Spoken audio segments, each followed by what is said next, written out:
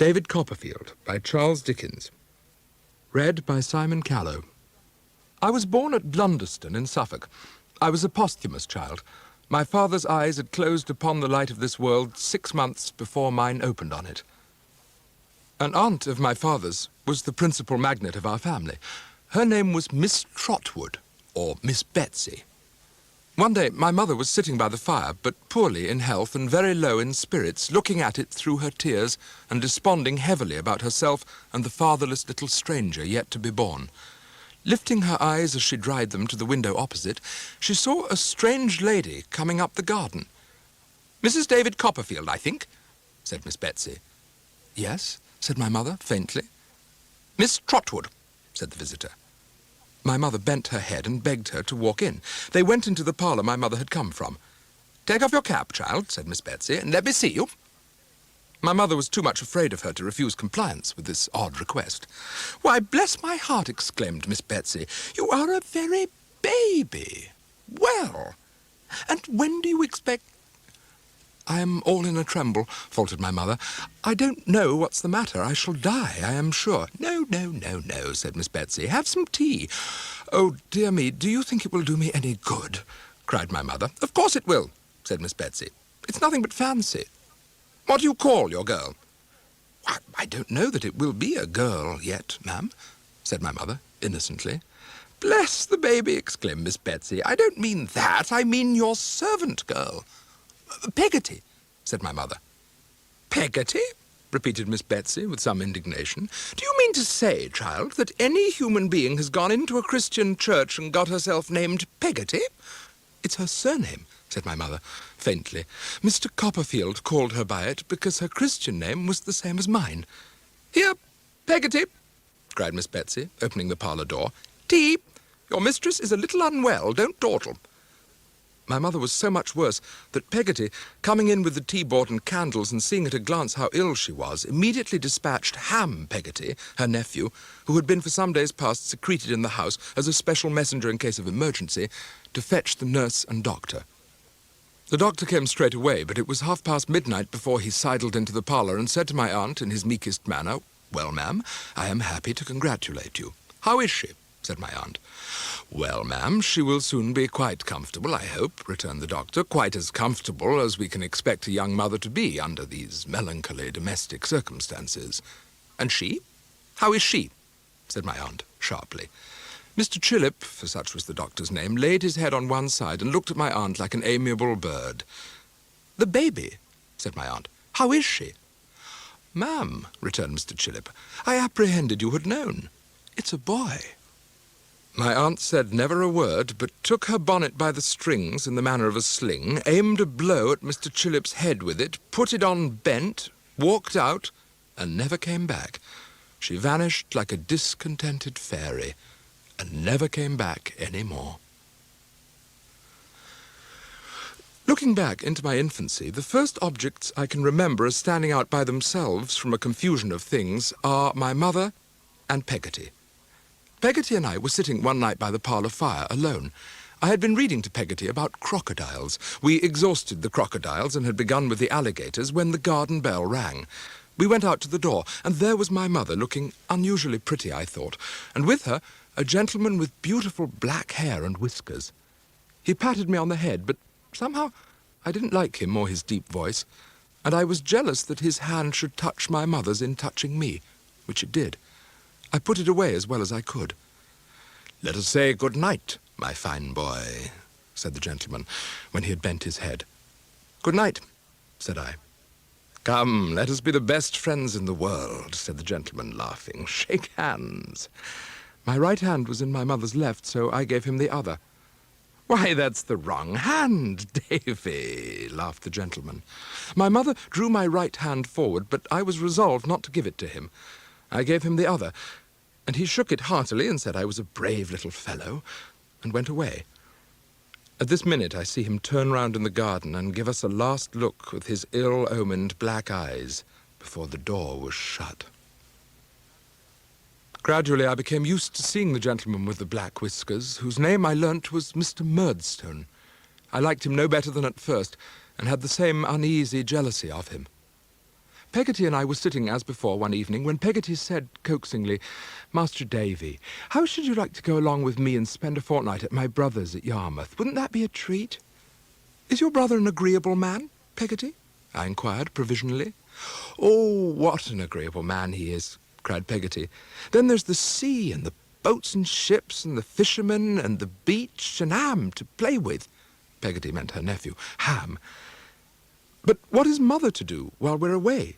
said I. "She can't live by herself." "Oh, bless you," said Peggotty. "Don't you know? She's going to stay for a fortnight with Mrs. Graper. Mrs. Graper's going to have a lot of company." Oh, if that was it, I was quite ready to go, and so it was arranged. Peggotty and I were met at Yarmouth by Ham, who took us to Peggotty's home.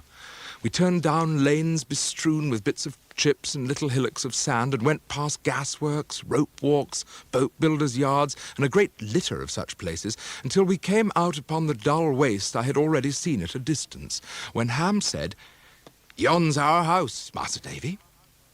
I looked in all directions so far as I could stare over the wilderness, but no house could I make out.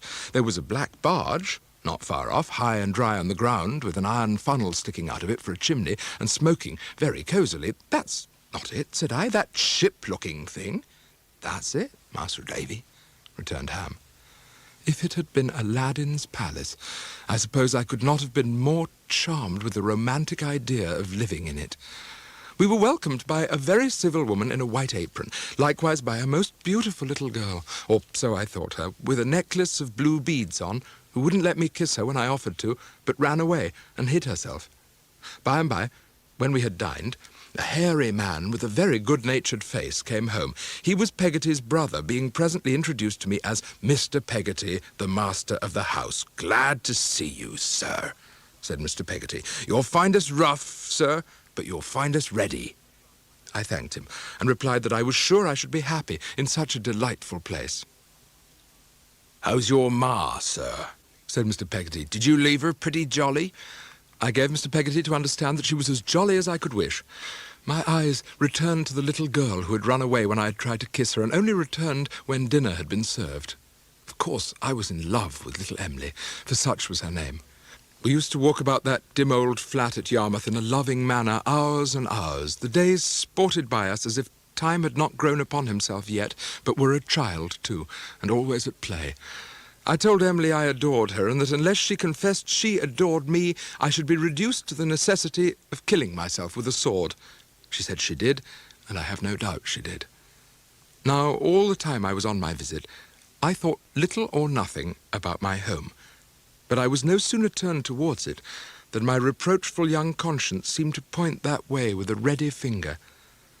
Peggotty and I were on the threshold of our house when she began to speak, hesitatingly, and not looking me in the eye. "You see, dear, I should have told you before now," said Peggotty, "but I hadn't an opportunity. I ought to have made it, perhaps, but I couldn't exactly bring my mind to it." "Go on, Peggotty," said I, quite frightened. "Master Davy," said Peggotty, untying her bonnet with a shaking hand and speaking in a breathless sort of way, What do you think? You've got a pa." I trembled and turned white. Something, I don't know what or how, connected with the grave in a churchyard and the raising of the dead, seemed to strike me like an unwholesome wind. "A new one," said Peggotty. "A new one?" I repeated. Peggotty gave a gasp, as if she was swallowing something that was very hard, and, putting out her hands, said, "Come and see him." "I don't want to see him." "And your mamma?" said Peggotty. I ceased to draw back, and we went straight to the best parlour, where she left me. On one side of the fire sat my mother, on the other, Mr. Murdstone. My mother dropped her work and arose hurriedly, but timidly, I thought. "Now, Clara, my dear," said Mr. Murdstone, "recollect, control yourself, always control yourself. Davy boy, how do you do?" I gave him my hand. After a moment of suspense, I went and kissed my mother. She kissed me, patted me gently on the shoulder, and sat down again to her work. I could not look at her. I could not look at him. I knew quite well that he was looking at us both, and I turned to the window and looked out there at some shrubs that were drooping their heads in the cold. We dined alone, we three together. He seemed to be very fond of my mother. I'm afraid I liked him none the better for that. and she was very fond of him. I gathered from what they said that an elder sister of his was coming to stay with them, and that she was expected that evening. Miss Murdstone arrived, and a gloomy-looking lady she was, dark like her brother, and with very heavy eyebrows, as if being disabled by the wrongs of her sex from wearing whiskers, she had carried them to that account. "Is that your boy, sister-in-law?" My mother acknowledged me. "Generally speaking," said Miss Murdstone, "I don't like boys. How do you do, boy?" Under these encouraging circumstances, I replied that I was very well, that I hoped she was the same, with such an indifferent grace that Miss Murdstone disposed of me in 2 words. "Wants manners." Let me remember how it used to be, and bring one morning back again. I come into the second-best parlour after breakfast with my books and an exercise book and a slate. I hand the first book to my mother. I start off aloud at a racing pace while I've got it fresh. I trip over a word. Mr. Murdstone looks up. I trip over another. Miss Murdstone looks up. I redden and stop. My mother says softly, "Oh, Davy, Davy." "Now, Clara," said Mr. Murdstone, "be firm with the boy. He knows his lesson, or he does not know it." "He does not know it," Miss Murdstone interposes awfully. I'm really afraid he does not," says my mother. "Then you see, Clara," returns Miss Murdstone, "you should just give him the book back and make him know it." Yes, certainly," says my mother. That is what I intend to do, my dear Jane. Now, Davy, try once more, and don't be stupid." The natural result of this treatment, continued, I suppose, for some 6 months or more, was to make me sullen, dull, and dogged. I was not made the less so by my sense of being daily more and more shut out and alienated from my mother. Then one morning Miss Murdstone appeared, as usual, and told me I was going to school. She also informed me that when I was dressed, I was to come downstairs into the parlour and have my breakfast. There I found my mother, very pale and with red eyes, into whose arms I ran and begged her pardon from my suffering soul. "Oh, Davy," she said, "that you could hurt anyone I love. Try to be better. Pray to be better. I forgive you, but I am so grieved, Davy, that you should have such bad passions in your heart." "Master Copperfield's box there," said Miss Murdstone, when wheels were heard at the gate. I looked for Peggotty, but it was not she. Neither she nor Mr. Murdstone appeared. Miss Murdstone was good enough to take me out to the cart and to say on the way that she hoped I would repent before I came to a bad end. And then I got into the cart, and the lazy horse walked off with it. We might have gone about half a mile, and my pocket-handkerchief was quite wet through when the carrier stopped short. Looking out to ascertain for what, I saw, to my amazement, Peggotty burst from a hedge and climb into the cart. She took me in both her arms and squeezed me to her stays until the pressure on my nose was extremely painful. Not a single word did Peggotty speak. Releasing one of her arms, she put it down in her pocket to the elbow and brought out some paper bags of cakes which she crammed into my pockets and a purse which she put into my hand, but not one word did she say. After another and a final squeeze with both arms, she got down from the cart and ran away. After we had jogged on for some little time, I asked the carrier if he was going all the way. "All the way where?" inquired the carrier. "There," I said. "Where's there?" inquired the carrier. "Near London," I said. "Why, that horse," said the carrier, jerking the rein to point him out, "would be deader than pork before he got over half the ground." I offered him a cake, which he ate at one gulp, exactly like an elephant, and which made no more impression on his big face than it would have done on an elephant's. "Does she make 'em now?" said Mr. Barkis, always leaning forward in his slouching way on the footboard of the cart with an arm on each knee. "Peggotty, do you mean, sir?" "Ah," said Mr. Barkis. "Her." Yes, she makes all our pastry and does all our cooking." "Do she, though?" said Mr. Barkis. He made up his mouth as if to whistle, but he didn't whistle. By and by, he said, "Well, I'll tell you what," said Mr. Barkis. "Perhaps you might be writing to her." "I shall certainly write to her," I rejoined. "Ah," he said, slowly turning his eyes towards me. "Well, if you was writing to her, perhaps you'd recollect to say that Barkis was willing, would you?" "That Barkis is willing," I repeated innocently. Is that all the message?" "Yes," he said. considering. Yes, Barkis is willing. While I was waiting for the coach in the hotel at Yarmouth that very afternoon, I procured a sheet of paper and an inkstand and wrote a note to Peggotty, which ran thus: "My dear Peggotty, I have come here safe. Barkis is willing. My love to Mamma, yours affectionately. P.S. He says he particularly wants you to know Barkis is willing." Salem House was a square brick building of a bare and unfurnished appearance. All about it was so very quiet that I said to Mr. Mell, the master who greeted me, I supposed the boys were out, but he seemed surprised at my not knowing that it was holiday time. That all the boys were at their several homes, that Mr. Creakle, the proprietor, was down by the seaside with Mrs. and Miss Creakle, and that I was sent in holiday time as a punishment for my misdoing. Mr. Sharp was the first master, and superior to Mr. Mell. Mr. Mell took his meals with the boys, but Mr. Sharp dined and supped at Mr. Creakle's table. He was a limp, delicate-looking gentleman, I thought, with a good deal of nose, and a way of carrying his head on one side as if it were a little too heavy for him. His hair was very smooth and wavy, but I was informed by the very first boy who came back that it was a wig, a second-hand one, he said, and that Mr. Sharp went out every Saturday afternoon to get it curled. It was no other than Tommy Traddles who gave me this piece of intelligence. He was the first boy who returned. However, I was not considered as being formally received into the school until J. Steerforth arrived. Before this boy, who was reputed to be a great scholar and was very good-looking, and at least half a dozen years my senior, I was carried as before a magistrate. "What money have you got, Copperfield?" he said. I told him 7 shillings. "You'd better give it to me to take care of," he said. "At least you can if you like. You needn't if you don't like." I hastened to comply with his friendly suggestion. "Do you want to spend anything now?" he asked me. "No, thank you," I replied. "You can if you like, you know," said Steerforth. "Say the word." "No, thank you, sir," I repeated. "Perhaps you'd like to spend a couple of shillings or so in a bottle of currant wine by and by up in the bedroom," said Steerforth.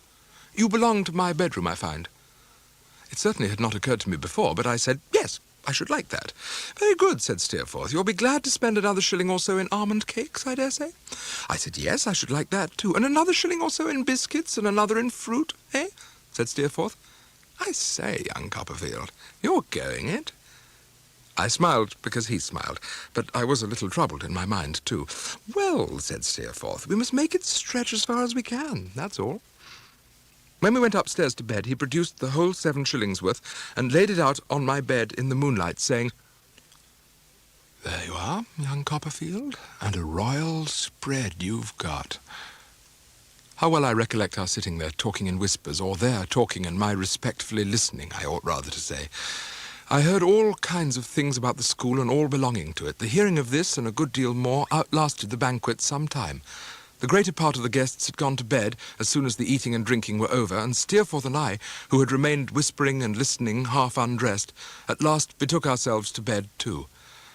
"Good night, young Copperfield," said Steerforth. "I'll take care of you." "You're very kind," I gratefully returned. "I am very much obliged to you." "You haven't got a sister, have you?" said Steerforth, yawning. "No," I answered. "That's a pity," said Steerforth. "You had one. I should think she would have been a pretty, timid, little bright-eyed sort of girl. I should have liked to know her. Good night, young Copperfield." "Good night, sir," I replied. Steerforth continued his protection of me and proved a very useful friend, since nobody dared to annoy one whom he honoured with his countenance. He couldn't, or at all events he didn't, defend me from Mr. Creakle, who was very severe with me. But whenever I had been treated worse than usual, he always told me that I wanted a little of his pluck and that he wouldn't have stood it himself, which I felt he intended for encouragement and considered to be very kind of him.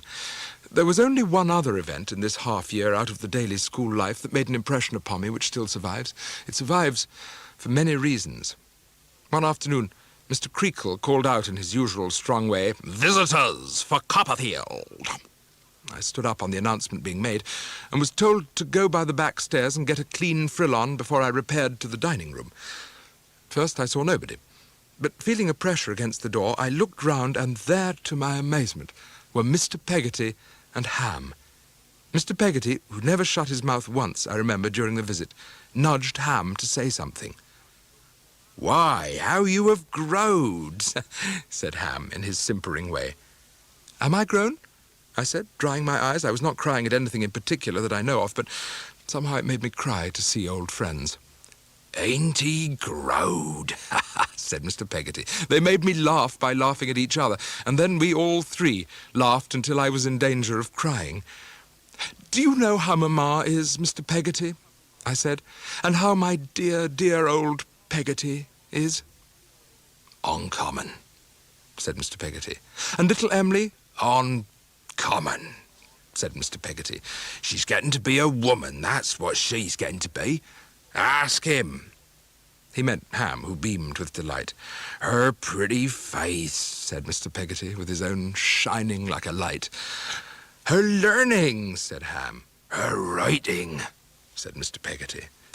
It was perfectly delightful to behold with what enthusiasm Mr. Peggotty became inspired when he thought of his little favourite. Ham was quite as earnest as he. I dare say they would have said much more about her if they had not been abashed by the unexpected coming in of Steerforth. "Steerforth," said I, "these are 2 Yarmouth boatmen, very kind, good people, who are relations of my nurse and have come to see me." "Aye, aye," said Steerforth, returning. "I'm glad to see them. How are you both?"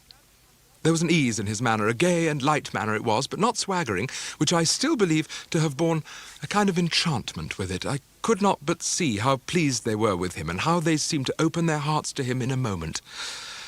"You must let them know at home, if you please, Mr. Peggotty," I said, "that Mr. Steerforth is very kind to me, and that I don't know what I should ever do here without him." "Nonsense," said Steerforth, laughing. "You mustn't tell them anything of the sort. And if Mr. Steerforth ever comes into Norfolk or Suffolk, Mr. Peggotty," I said, "while I am there, you may depend upon it I shall bring him to Yarmouth, if he will let me, to see your house. You never saw such a good house, Steerforth. It's made out of a boat." "Made out of a boat, is it?" said Steerforth. "It's the right sort of house for such a thorough-built boatman." "So 'tis, sir, so 'tis, sir," said Ham, grinning. "You're right, young gentleman. Master Davy Bore, gentleman's right. A thorough-built boatsman, or that's what he is, too." Mr. Peggotty was no less pleased than his nephew, though his modesty forbade him to claim a personal compliment so vociferously. "Well, sir," he said, bowing and chuckling and tucking in the ends of his neckerchief at his breast. "Oh, thank ye, sir. Oh, thank ye." Ham echoed this sentiment, and we parted with them in the heartiest manner. I pass over all that happened at school until the anniversary of my birthday came round in March. Except that Steerforth was more to be admired than ever, I remember nothing until that fateful day I will never forget. It was after breakfast, and we had been summoned in from the playground when Mr. Sharp entered and said, "David Copperfield is to go into the parlour."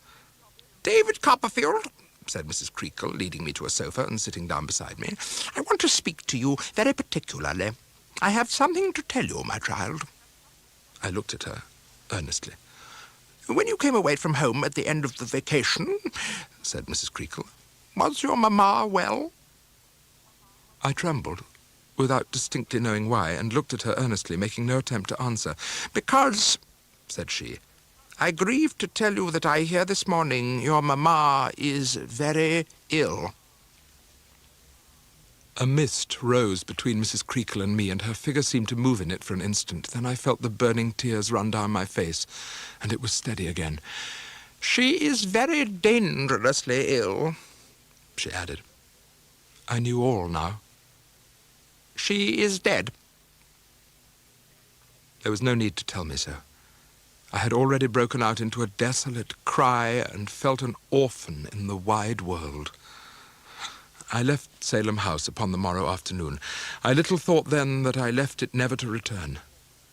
In the days before the funeral I saw but little of Peggotty, except that in passing up or downstairs I always found her close to the room where my mother lay, and except that she came to me every night and sat by my bed's head while I went to sleep. If the funeral had been yesterday, I could not recollect it better. We stand around the grave. There is a solemn hush, which we have brought from home with what is resting in the mould. And while we stand bareheaded, I hear the voice of the clergyman sounding remote in the open air, and yet distinct and plain, saying, I am the resurrection and the life, saith the Lord. The first act of business Miss Murdstone performed when the day of the solemnity was over was to give Peggotty a month's warning. Much as Peggotty would have disliked such a service, I believe she would have retained it for my sake in preference to the best upon earth. She told me we must part and told me why, and we condoled with one another in all sincerity. As to me or my future, not a word was said or a step taken. Happy they would have been, I dare say, if they could have dismissed me at a month's warning too. Peggotty, I said, in a thoughtful whisper one evening, when I was warming my hands at the kitchen fire, Mr. Murdstone likes me less than he used to. He never liked me much, Peggotty, but he would rather not even see me now, if he can help it. I'm a-going, Davy, to my brother's for a fortnight visit, she said, after a while, just till I have had time to look about me and get to be something like myself again. Now, I've been thinking that perhaps, as they don't want you here at present, you might be let to go along with me. If anything, short of being in a different relation to everyone about me, Peggotty excepted, could have been given a sense of pleasure at that time, it would have been this project of all others. It was ruffled, next moment, to be sure, by a doubt of Miss Murdstone's giving her consent, but even that was set at rest soon, for she came out to take an evening grope in the store closet while we were yet in conversation, and Peggotty, with a boldness that amazed me, broached the topic on the spot. The boy will be idle there, said Miss Murdstone, looking into a pickle jar. And idleness is the root of all evil. But to be sure, he would be idle here, or anywhere, in my opinion.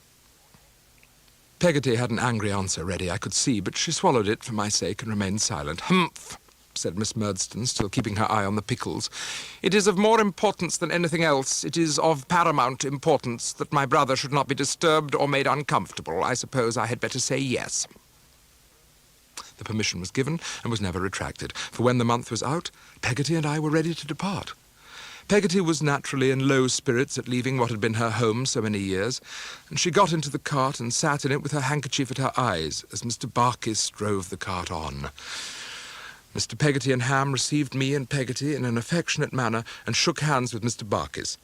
They each took one of Peggotty's trunks, and we were going away when Mr. Barkis solemnly made a sign to me with his forefinger to come under an archway. I say, growled Mr. Barkis. It was all right. I looked up into his face and answered with an attempt to be very profound, Oh. You know who was willing? Said my friend. It was Barkis, and Barkis only. I nodded assent. It's all right, said Mr. Barkis, shaking hands. I'm a friend of yourn. You made it all right first. It's all right. In his attempts to be particularly lucid, Mr. Barkis was so extremely mysterious. After dinner, we all sat together. And how's your friend, sir? Said Mr. Peggotty to me. Steerforth, said I. That's the name, cried Mr. Peggotty. He was very well indeed when I came away, Mr. Peggotty. There's a friend, said Mr. Peggotty, stretching out his pipe. There's a friend, if you talk of friends. Why, Lord love my heart alive, it ain't a treat to look at him. He is very handsome, is he not? Said I, my heart warming with this praise. Handsome, cried Mr. Peggotty. He stands up to you like a...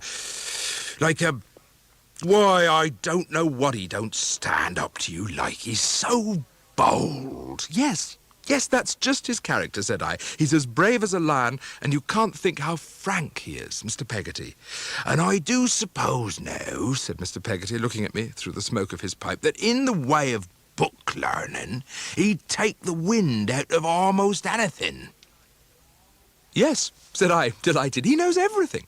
He's astonishingly clever. I was running on very fast indeed, when my eyes rested on little Emily's face, which was bent forward over the table, listening with the deepest attention, her breath held, her blue eyes sparkling like jewels, and the colour mantling in her cheeks. She looked so extraordinarily earnest and pretty that I stopped in a sort of wonder, and they all observed her at the same time, for as I stopped, they laughed and looked at her. Emily's like me, said Peggotty, and would like to see him. The days passed pretty much as they had passed before, except, it was a great exception, that little Emily and I seldom wandered on the beach now. Wild and full of childish whims as Emily was, she was more of a little woman than I had supposed. She seemed to have got a great distance away from me in little more than a year. At length, when the term of my visit was nearly expired, it was given out that Peggotty and Mr. Barkis were going to make a day's holiday together, and that little Emily and I were to accompany them. The first thing we did was to stop at a church, where Mr. Barkis tied the horse to some rails and went in with Peggotty, leaving little Emily and me alone in the chaise. What name was it as I wrote up in the cart? Asked Mr. Barkis, when at last he and Peggotty emerged. Clara Peggotty, I answered. What name would it be as I should write up now if there was a tilt here? Clara Peggotty again, I suggested. Clara Peggotty Barkis, he returned, and burst into a roar of laughter that shook the chaise. I've often thought since what an odd, innocent, and out-of-the-way kind of wedding it must have been. I took leave of Mr. Peggotty and Ham and little Emily next day. Peggotty and Mr. Barkis left me at the gate, and it was a strange sight to see the cart go on, taking Peggotty away and leaving me looking at the house, in which there was no face to look on mine with love or liking any more. And now I fell into a state of neglect, which I cannot look back upon without compassion. I was not actively ill-used, I was not beaten or starved, but the wrong that was done to me had no intervals of relenting, and was done in a systematic, passionless manner. One morning after breakfast, Mr. Murdstone called me to him. "You have heard the counting-house mentioned sometimes," said Mr. Murdstone. "The counting-house, sir?" I repeated. "Of Murdstone and Grinby in the wine trade," he replied. I suppose I looked uncertain, for he went on hastily, "You have heard the counting-house mentioned, the business, the cellars, or the wharf, or something about it." "I think I have heard the business mentioned, sir," I said, remembering what I vaguely knew of his and his sister's resources, "but I don't know when." "It does not matter when," he returned. "Mr. Quinion manages that business, and Mr. Quinion suggests that it gives employment to some other boys, and that he sees no reason why it shouldn't, on the same terms, give employment to you. In short, you are provided for," observed his sister, "and will please to do your duty." Though I quite understood that the purpose of this announcement was to get rid of me, I have no distinct remembrance whether it pleased or frightened me. My impression is that I was in a state of confusion about it, and oscillating between the 2 points, touched neither. Nor had I much time for the clearing of my thoughts. I was to go upon the morrow. Murdstone and Grinby's warehouse was at the waterside. It was down in Blackfriars. There were 3 or 4 of us, counting me. My working place was established in a corner of the warehouse, where Mr. Quinion could see me, when he chose to stand up on the bottom rail of his stool in the counting-house and look at me through a window above the desk. The counting-house clock was at 12:30, and there was general preparation for going to dinner, when Mr. Quinion tapped at the counting-house window and beckoned to me to go in. I went in and found there a stoutish, middle-aged person in a brown surtout and black tights and shoes, with no more hair upon his head, which was a large one and very shining, than there is upon an egg, and with a very extensive face, which he turned full upon me. His clothes were shabby, but he had an imposing shirt-collar on. He carried a jaunty sort of a stick with a large pair of rusty tassels to it, and a quizzing glass hung outside his coat, for ornament, I afterwards found, as he very seldom looked through it, and couldn't see anything when he did. "This is Mr. Micawber," said Mr. Quinion to me. "Ahem," said the stranger. "That is my name." "Mr. Micawber," said Mr. Quinion, "is known to Mr. Murdstone. He has been written to by Mr. Murdstone on the subject of your lodgings, and he will receive you as a lodger." "My address," said Mr. Micawber, "is Windsor Terrace, City Road. In short," said Mr. Micawber, with the same genteel air, and in another burst of confidence, "in short, I live there." I made him a bow. At the appointed time in the evening, Mr. Micawber reappeared. I washed my hands and face to do the greater honour to his gentility, and we walked to our house. He presented me to Mrs. Micawber, a thin and faded lady, not at all young, who was sitting in the parlour with a baby at her breast. This baby was one of twins, and I may remark here that I hardly ever, in all my experience of the family, saw both the twins detached from Mrs. Micawber at the same time. One of them was always taking refreshment. There were 2 other children, Master Micawber, aged about 4, and Miss Micawber, aged about 3. I never thought, said Mrs. Micawber when she came up, twin and all, to show me the apartment and sat down to take breath, before I was married, when I lived with Papa and Mamma, that I should ever find it necessary to take a lodger. But Mr. Micawber being in difficulties, all consideration of private feeling must give way. I said, yes, ma'am. Mr. Micawber's difficulties are almost overwhelming just at present, said Mrs. Micawber, and whether it is possible to bring him through them, I don't know. A curious equality of friendship, originating, I suppose, in our respective circumstances, sprung up between me and these people.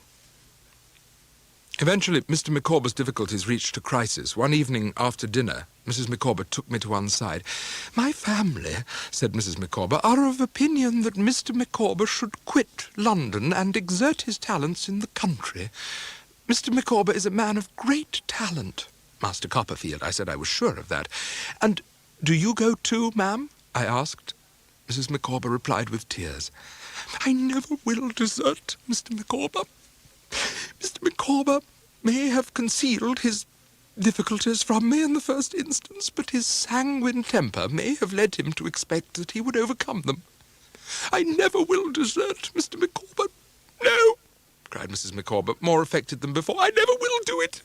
It's of no use asking me. Emma, my angel, cried Mr. Micawber, running into the room. What is the matter? I never will desert you, Micawber, she exclaimed.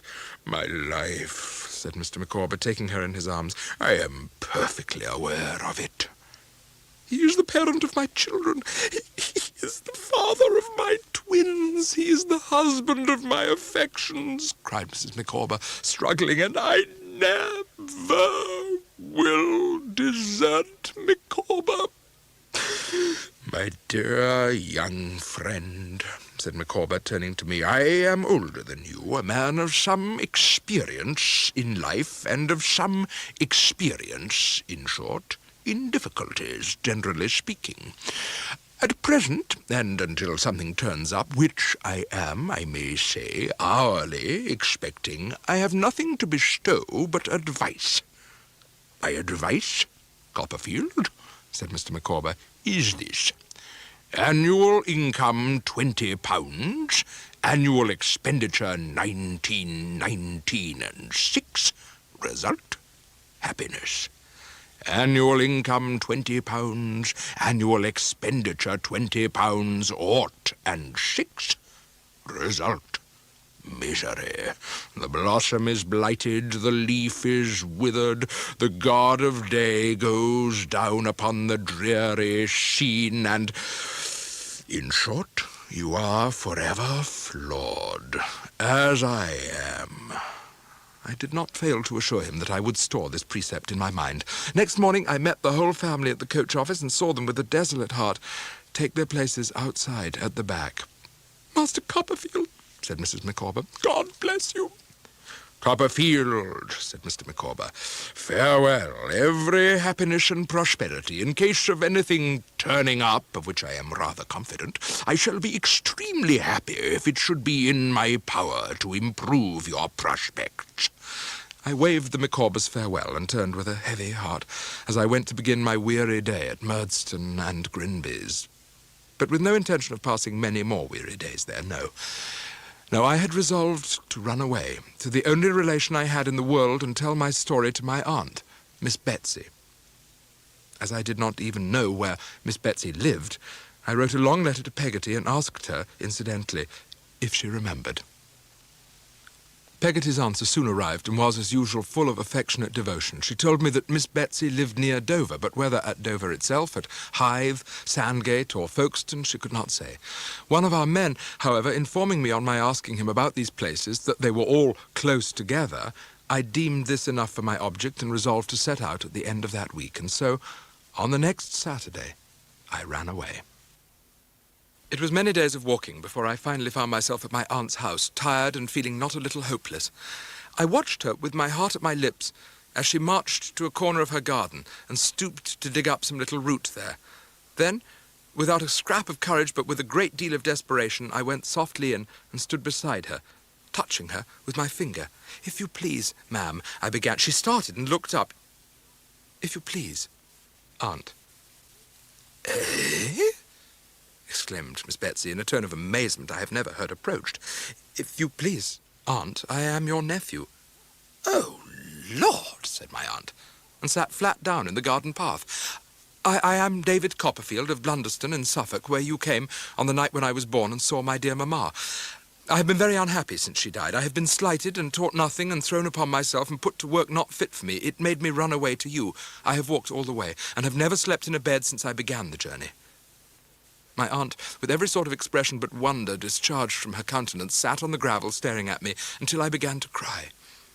When she got up in a great hurry, collared me, and took me into the parlour. She rang the bell. "Janet," said my aunt, when her servant came in, "Janet, go upstairs, give my compliments to Mr. Dick, and say I wish to speak to him." My aunt, with her hands behind her, walked up and down the room until the gentleman came in, laughing. "Mr. Dick," said my aunt, "you have heard me mention David Copperfield. Now don't pretend not to have a memory, because you and I know better." "David Copperfield?" said Mr. Dick, who did not appear to me to remember much about David Copperfield. Oh, yes, to be sure, David, yes, certainly. "Yes," pursued my aunt, "and he has done a pretty piece of business. He has run away. Now, here you see young David Copperfield, and the question I put to you is, what shall I do with him?" "What shall you do with him?" said Mr. Dick, feebly, scratching his head. "Oh, what? Do with him? Yes," said my aunt. "Why, if I was you," said Mr. Dick, considering and looking vacantly at me, I should... The contemplation of me seemed to inspire him with a sudden idea, and he added briskly, "I should wash him." "Janet," said my aunt, turning round with quiet triumph, which I did not then understand, "Mr. Dick sets us all right. Heat the bath." When I had bathed, they, I mean my aunt and Janet, enrobed me in a shirt and a pair of trousers belonging to Mr. Dick, and tied me up in 2 or 3 great shawls. What sort of a bundle I looked like, I don't know. We dined off a roast fowl and a pudding, I sitting at table, not unlike a trussed bird myself, and moving my arms with considerable difficulty. After dinner, my aunt listened to my story, and when I finished, turned to Mr. Dick. "Now, Mr. Dick," said my aunt, her grave look and her forefinger up, "I am going to ask you a question. Look at this child. What would you do with him now?" Do with David's son?" said Mr. Dick. "Aye," replied my aunt, "with David's son." "Oh, said Mr. Dick. Yes, do with, I should put him to bed." "Janet," cried my aunt, with the same complacent triumph that I had remarked before, "Mr. Dick sets us all right. If the bed is ready, we'll take him up to it." On going down in the morning, I found my aunt musing profoundly over the breakfast table with her elbow on the tray. "Hello," said my aunt, after a long time. I looked up and met her sharp, bright glance respectfully. "I have written to him," said my aunt. To your father-in-law," said my aunt. "I have sent him a letter that I'll trouble him to attend to, or he and I will fall out, I can tell him." "Does he know where I am, aunt?" I inquired, alarmed. "I have told him," said my aunt, with a nod. Shall I be given up to him?" I faltered. "I don't know," said my aunt. "We shall see." "Oh, I can't think what I shall do," I exclaimed, "if I have to go back to Mr. Murdstone." "I don't know anything about it," said my aunt, shaking her head. "I can't say, I'm sure. We shall see." My spirits sank under these words, and I became very downcast and heavy of heart. At length the reply from Mr. Murdstone came, and my aunt informed me, to my infinite terror, that he was coming to speak to her herself on the next day. On the following day, Mr. and Miss Murdstone were duly invited into Aunt Betsy's parlour. Mr. Murdstone began. "Miss Trotwood, I am here to take David back, to take him back unconditionally, to dispose of him as I think proper, and to deal with him as I think right. I am not here to make any promise or give any pledge to anybody. You may possibly have some idea, Miss Trotwood, of abetting him in his running away and in his complaints to you. Now, I must caution you that if you abet him once, You abet him for good and all. If you step in between him and me now, you must step in, Miss Trotwood, forever." To this address, my aunt had listened with the closest attention, sitting perfectly upright with her hands folded on one knee and looking grimly on the speaker. "And what does the boy say?" said my aunt. "Are you ready to go, David?"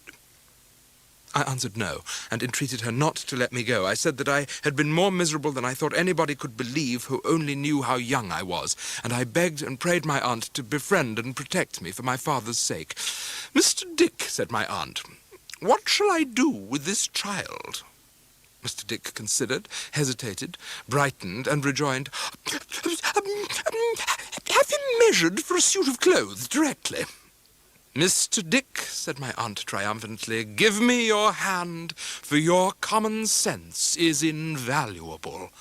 Having shaken it with great cordiality, she pulled me towards her and said to Mr. Murdstone, "You can go when you like. I'll take my chance with the boy. If he's all you say he is, at least I can do as much for him then as you have done. But I don't believe a word of it." "Miss Trotwood," rejoined Mr. Murdstone, shrugging his shoulders as he rose, "if you were a gentleman—" "Bah! Stuff and nonsense," said my aunt. "Don't talk to me." "How exquisitely polite," exclaimed Miss Murdstone, rising. "Overpowering, really."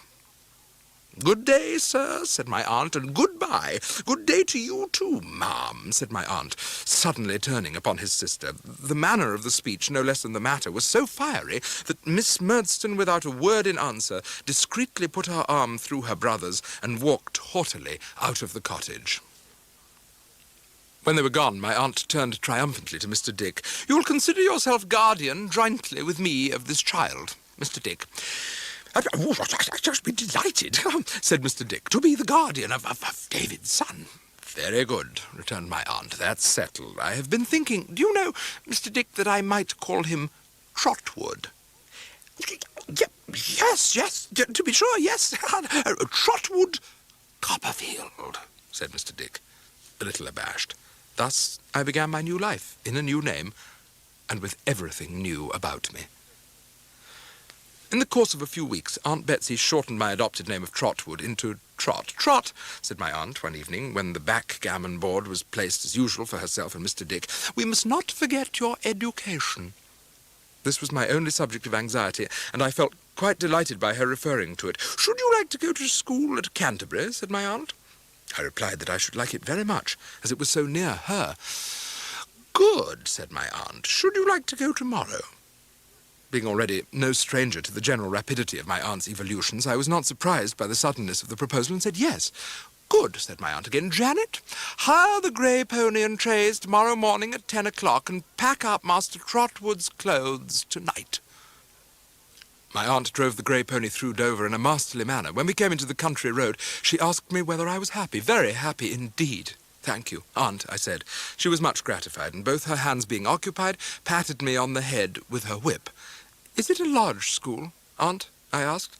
"Why, I don't know," said my aunt. "We are going to Mr. Wickfield's first. Does he keep a school?" "No, Trot," said my aunt. "He keeps an office." When the pony chaise stopped at the door, and my eyes were intent upon the house, I saw a cadaverous face appear at a small window on the ground floor and quickly disappear.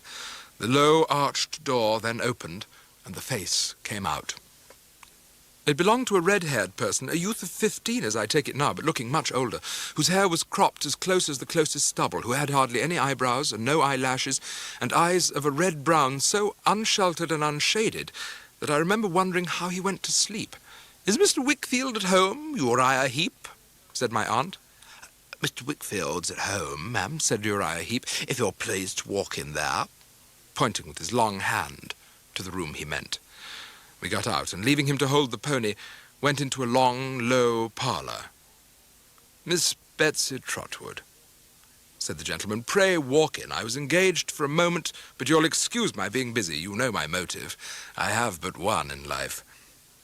Miss Betsy thanked him, and we went into his room, which was furnished as an office with books, papers, tin boxes, and so forth. "Well, Miss Trotwood," said Mr. Wickfield, for I soon found that it was he, and that he was a lawyer and steward of the estates of a rich gentleman of the county, "what wind blows you here? Not an ill wind, I hope." His hair was quite white now, though his eyebrows were still black. He had a very agreeable face, and I thought was handsome. "This is my nephew," said my aunt. "Wasn't aware you had one, Miss Trotwood," said Mr. Wickfield. "I have adopted him," said my aunt, with a wave of her hand, importing that his knowledge and his ignorance were all one to her, "and I have brought him here to put to a school where he may be thoroughly well taught and well treated. Now tell me where that school is, and what it is, and all about it." After a little discussion, he proposed to take my aunt to the school, that she might see it and judge for herself. I awaited their return in Mr. Wickfield's office. At length, much to my relief, my aunt and Mr. Wickfield came back. They were not so successful as I could have wished, for though the advantages of the school were undeniable, my aunt had not approved of any of the boarding houses proposed for me. "It's very unfortunate," said my aunt. "I don't know what to do, Trot." "It does happen, unfortunately," said Mr. Wickfield. "But I'll tell you what you can do, Miss Trotwood."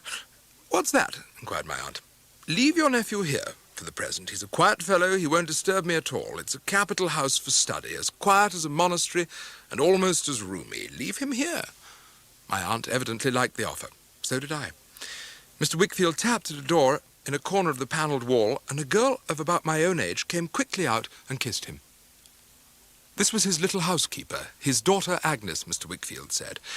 When I heard how he said it and saw how he held her hand, I guessed what the one motive of his life was.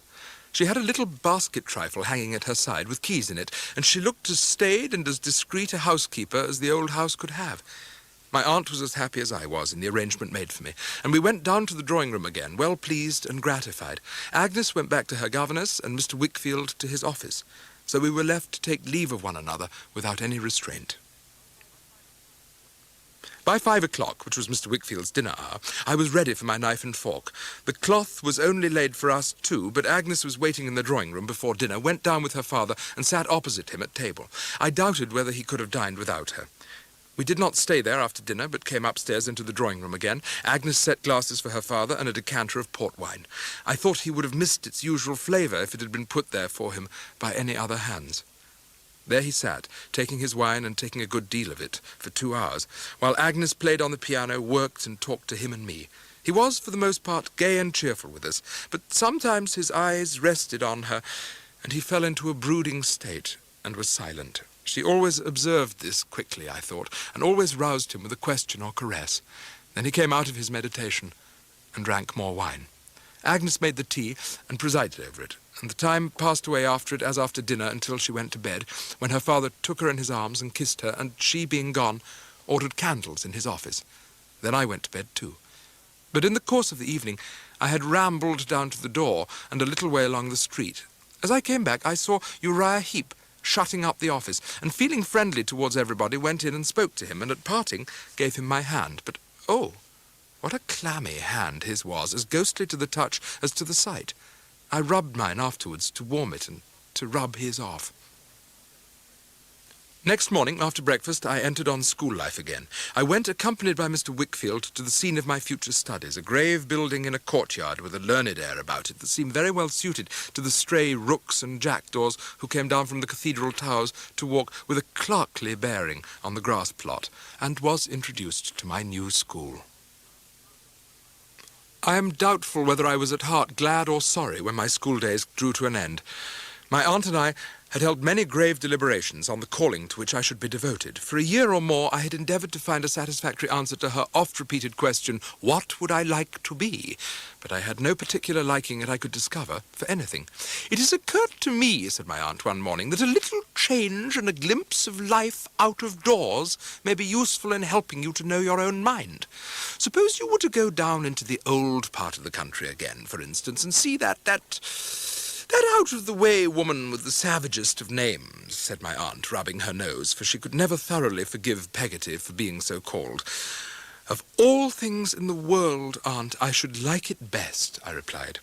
In pursuance of my aunt's kind scheme, I was shortly afterwards fitted out with a handsome purse of money and portmanteau, and tenderly dismissed upon my expedition. I went to Canterbury first, that I might take leave of Agnes and Mr. Wickfield. Agnes was very glad to see me, and told me that the house had not been like itself since I had left it. "I am sure I am not like myself when I am away," said I. "I seem to want my right hand when I miss you. Though that's not saying much, for there's no head in my right hand and no heart. Everyone who knows you consults with you and is guided by you, Agnes." "Everyone who knows me spoils me, I believe," she answered, smiling. "I shall confide in you just the same, Agnes," I said. "I can never grow out of that. Whenever I fall into trouble or fall in love, I shall always tell you, if you'll let me, even when I come to fall in love in earnest." "Why, you have always been in earnest," said Agnes, laughing again. Then suddenly lifting up her eyes to mine and speaking in a different manner, Agnes said, "Trotwood, there's something that I want to ask you, and that I may not have another opportunity of asking for a long time, perhaps. Something I would ask, I think, of no one else. Have you observed any gradual alteration in Papa?" I had observed it, and had often wondered whether she had too. I must have shown as much now in my face, for her eyes were in a moment cast down, and I saw tears in them. "Tell me what it is," she said in a low voice. "I think... Shall I be quite plain, Agnes, liking him so much?" "Yes," she said. I think he does himself no good by the habit that has increased upon him since I first came here. His hand trembles, his speech is not plain, and his eyes look wild. I've remarked that at those times, and when he is least like himself, he is most certain to be wanted on some business." "By Uriah," said Agnes. "Yes, and the sense of being unfit for it, or of not having understood it, or of having shown his condition in spite of himself, seems to make him so uneasy that next day he is worse, and next day worse, and so he becomes jaded and haggard. Do not be alarmed by what I say, Agnes, but in this state I saw him only the other evening lay down his head upon his desk and shed tears like a child." Her hand passed swiftly before my lips while I was yet speaking, and in a moment she had met her father at the door of the room and was hanging on his shoulder. The expression of her face as they both looked towards me I felt to be very touching. Morning brought with it my parting from the old house, which Agnes had filled with her influence.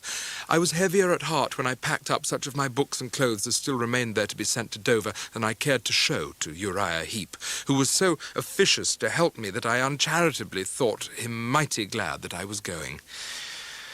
I got away from Agnes and her father somehow with an indifferent show of being very manly, and took my seat upon the box of the London coach. When I came to London, I went to the Golden Cross at Charing Cross, then a mouldy sort of establishment in a close neighbourhood. A waiter showed me into the coffee-room. In going towards the door, I passed the person who had come in and saw him plainly. I turned directly, came back and looked again. He did not know me, but I knew him in a moment. "Steerforth, won't you speak to me?" "My God!" he suddenly exclaimed. "It's little Copperfield." I grasped him by both hands and could not let them go. But for very shame and the fear that it might displease him, I could have held him round the neck and cried. "I never, never, never was so glad, my dear Steerforth. I'm so overjoyed to see you." I brushed away the tears that my utmost resolution had not been able to keep back, and I made a clumsy laugh of it, and we sat down together side by side. "Why, how do you come to be here?" said Steerforth, clapping me on the shoulder. "I should like to hear what you're doing and where you're going and all about you. I feel as if you were my property." Glowing with pleasure to find that he had still this interest in me, I told him how my aunt had proposed the little expedition that I had before me and whither it tended. "As you're in no hurry, then," said Steerforth, "come home with me to Highgate and stay a day or two. You'll be pleased with my mother. She's a little vain and prosy about me, but that you can forgive her, and she will be pleased with you." "I should like to be as sure of that as you are kind enough to say you are," I answered, smiling. "Good," said Steerforth. "Come and prove it. We'll journey out to Highgate by the coach." It was dusk when the stagecoach stopped with us at an old brick house at Highgate on the summit of the hill. An elderly lady, though not very far advanced in years, was in the doorway as we alighted and greeted Steerforth as "my dearest James," folded him in her arms. To this lady he presented me as his mother, and she gave me a stately welcome. It was a genteel, old-fashioned house, very quiet and orderly. From the windows of my room I saw all London lying in the distance like a great vapour, with here and there some lights twinkling through it. There was a second lady in the dining room of a slight, short figure, dark and not agreeable to look at, but with some appearance of good looks, too, who attracted my attention. Perhaps because I had not expected to see her, perhaps because I found myself sitting opposite to her, perhaps because of something really remarkable in her. She had black hair and eager black eyes, and was thin, and had a scar upon her lip. I concluded in my own mind that she was about 30 years of age, and that she wished to be married. Her thinness seemed to be the effect of some wasting fire within her, which found a vent in her gaunt eyes. She was introduced as Miss Dartle, and both Steerforth and his mother called her Rosa. I found that she lived there and had been for a long time Mrs. Steerforth's companion. It appeared to me that she never said anything she wanted to say outright, but hinted it and made a great deal more of it by this practice. Her own views of every question and her correction of everything that was said to which she was opposed, Miss Dartle insinuated in the same way. I am particular about this woman because she made a particular effect on me at that time, and because of what took place thereafter. The days passed rapidly, as may be supposed to one entranced, as I was, and gave me so many occasions for knowing Steerforth better and admiring him more in 1,000 respects that I seemed to have been with him for a much longer time.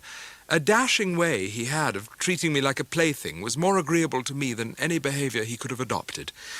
Steerforth made up his mind to go with me into the country, and the day arrived for our departure.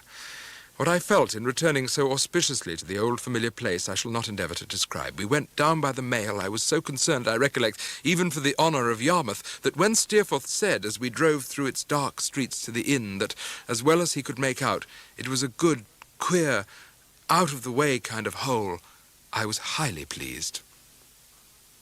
He maintained all his delightful qualities to the last, until we started forth at 8 o'clock for Mr. Peggotty's boat. "Master Davy! It's Master Davy!" cried Ham as he opened the door to us. In a moment we were all shaking hands with one another and asking one another how we did. "If this ain't," said Mr. Peggotty, sitting down among us by the fire, "the brightest night of my life, I'm a shellfish and more I can't say. This here is little Emily, sir," in a low voice to Steerforth. "Her as you see a blushing here just now." Steerforth only nodded, but with such a pleased expression of interest and of participation in Mr. Peggotty's feelings that the latter answered him as if he had spoken. "To be sure," said Mr. Peggotty, "that's her, and so she is. Thank ye, sir." Ham nodded to me several times, as if he would have said so too. "This here little Emily of ours," said Mr. Peggotty, "she ain't my child. I never had one, but I couldn't love her more. You understand, I couldn't do it." "I quite understand," said Steerforth. "There was a certain person as had knowed our Emily," Mr. Peggotty continued, "from the time when her father was drownded, as he had seen her constant, when a babby, when a young girl, when a woman. Not much of a person to look at, he weren't," said Mr. Peggotty. "Something of my own build, rough.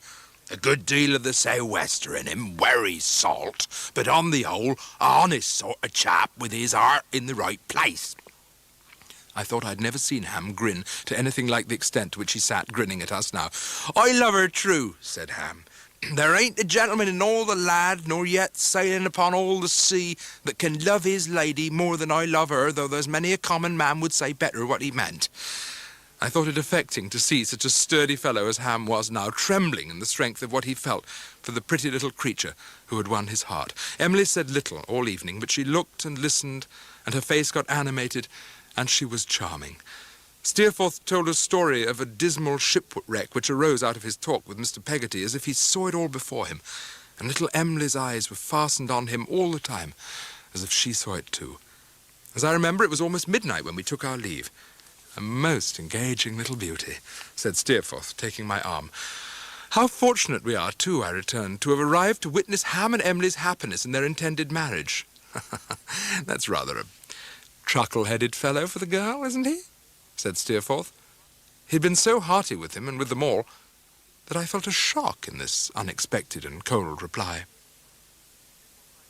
Steerforth and I stayed for more than a fortnight in that part of the country. While we were at breakfast on the day of our departure, a letter was delivered to me from my aunt. As it contained matter on which I thought Steerforth could advise me as well as anyone, and on which I knew I should be delighted to consult him, I resolved to make it a subject of discussion on our journey home. What about that letter you were speaking of at breakfast? Asked Steerforth, once our journey was underway. Oh, I said, taking it out of my pocket, it's from my aunt. And what does she say? Why, she reminds me, Steerforth, said I, that I came out on this expedition to look about me and to think a little. Which, of course, you have done. I laughed and replied that I still saw no suitable profession in view. What says our aunt on the subject? Inquired Steerforth. She asks me, said I, if I think I should like to be a proctor. What is a proctor, Steerforth? Why, he's a sort of monkish attorney, replied Steerforth. He is to some faded courts held in Doctors' Commons, a lazy old nook near St. Paul's churchyard, what solicitors are to the courts of law and equity. And so it was that with the aid and advice of dear Aunt Betsy, I entered upon my career at Doctors' Commons in the office of Spenlow and Jorkins. It was a wonderfully fine thing to have a set of chambers in Lincoln's Inn to myself. It was a wonderfully fine thing to walk about town with the key of my house in my pocket and to know that I could ask any fellow to come home and make quite sure of its being inconvenient to nobody if it were not so to me. After 2 days and nights, I felt as if I had lived there for a year, and yet I was not an hour older, but was quite as much tormented by my own youthfulness as ever. I was taking my coffee and roll in the morning before going to the Commons when Steerforth himself walked in, to my unbounded joy. "My dear Steerforth," cried I, "but you shall have some breakfast." "No, no, no," said Steerforth, "I can't." "But you'll come back to dinner," said I. "I can't, upon my life. I'm to dine this evening with 3 friends of mine." "Then bring them here to dinner," I returned. "Do you think they would come?" "Oh, sure, they would come fast enough," said Steerforth. And so Steerforth and his companions assembled at my lodgings for dinner. Being a little embarrassed at first and feeling much too young to preside, I made Steerforth take the head of the table and seated myself opposite to him. Everything was very good. I passed the wine faster and faster, and continually started up with a corkscrew to open more wine long before any was needed. I proposed Steerforth's health.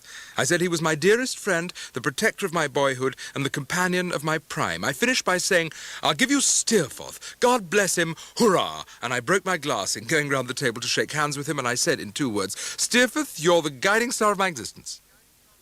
Somebody said to me, "Let us go to the theatre, Copperfield." "The theatre, to be sure, the very thing. Come along." Shortly afterwards, we were very high up in a very hot theatre. There was a great stage, and there were people upon it talking about something or the other, but not at all intelligibly. On someone's motion, we resolved to go downstairs to the dress boxes where the ladies were. Then I was being ushered into a box, and found myself saying something as I sat down, and people about me crying "Silence" to somebody, and ladies casting indignant glances at me, and what? Yes, Agnes, sitting on the seat before me in the same box. "Agnes," I said, thickly. "Lord bless me. Agnes." "Hush, pray," she answered. I could not conceive why. "You disturb the company. Look at the stage." I tried, on her injunction, to fix it and to hear something of what was going on there, but quite in vain. "Agnes," I said. "Yes, yes. Do not mind me, Trotwood," she replied. "Listen. Are you going away soon?" "Am I going away soon?" I repeated. "I know you will do as I ask you, if I tell you I am very earnest in it. Go away now, Trotwood, for my sake, and ask your friends to take you home." She had so far improved me, for the time, that though I was angry with her, I felt ashamed, and with the short "Go," which I intended for "good night," got up and went away. I was going out at my door on the morning after a deplorable day of headache, sickness, and repentance, when I saw a ticket porter coming upstairs with a letter in his hand. "T. Copperfield, Esquire," said the ticket porter. I could scarcely lay claim to the name. I was so disturbed by the conviction that the letter came from Agnes. I found, when I did open it, that it was a very kind note containing no reference to my condition at the theatre. All it said was, "My dear Trotwood, I am staying at the house of Papa's agent, Mr. Waterbrook, in Ely Place, Holborn. Will you come and see me today at any time you like to appoint? Ever yours affectionately, Agnes." It took me such a long time to write an answer at all to my satisfaction.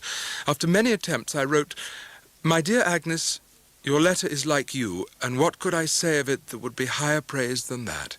I will come at 4 o'clock, affectionately and sorrowfully, Trotwood."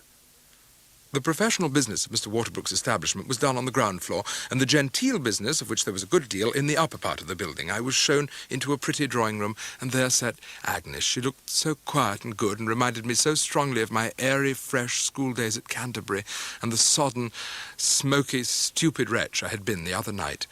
If it had been anyone but you, Agnes, said I, turning away my head, I should not have minded it half so much. But that it should have been you who saw me. I almost wish I had been dead first. She put her hand, its touch was like no other hand, upon my arm for a moment.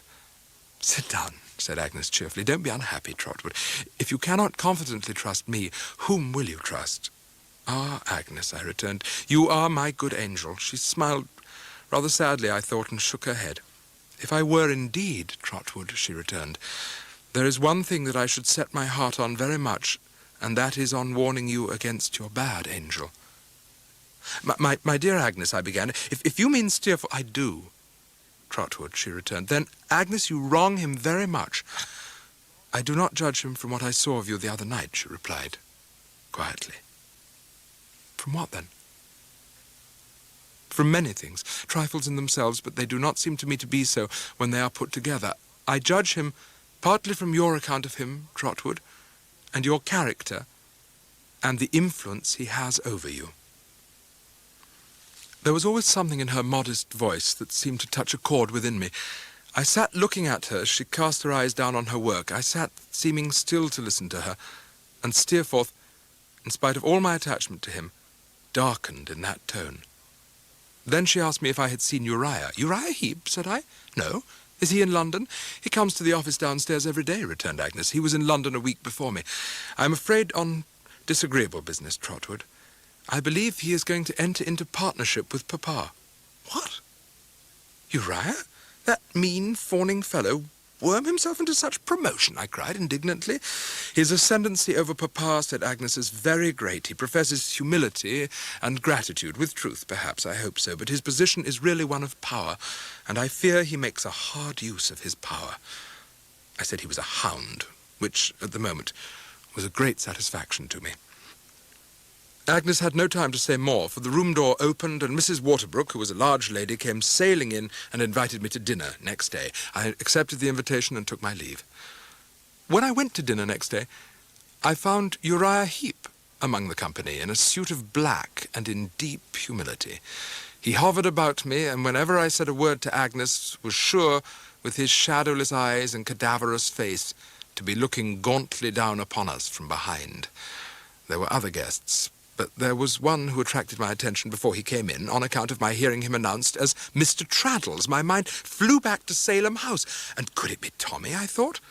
I looked for Mr. Traddles with unusual interest. He got into an obscure corner so soon that I had some difficulty in making him out. At length I had a good view of him, and either my vision deceived me, or it was the old, unfortunate Tommy. My observation was still in progress when dinner was announced. Traddles and I were separated at table, being billeted in two remote corners.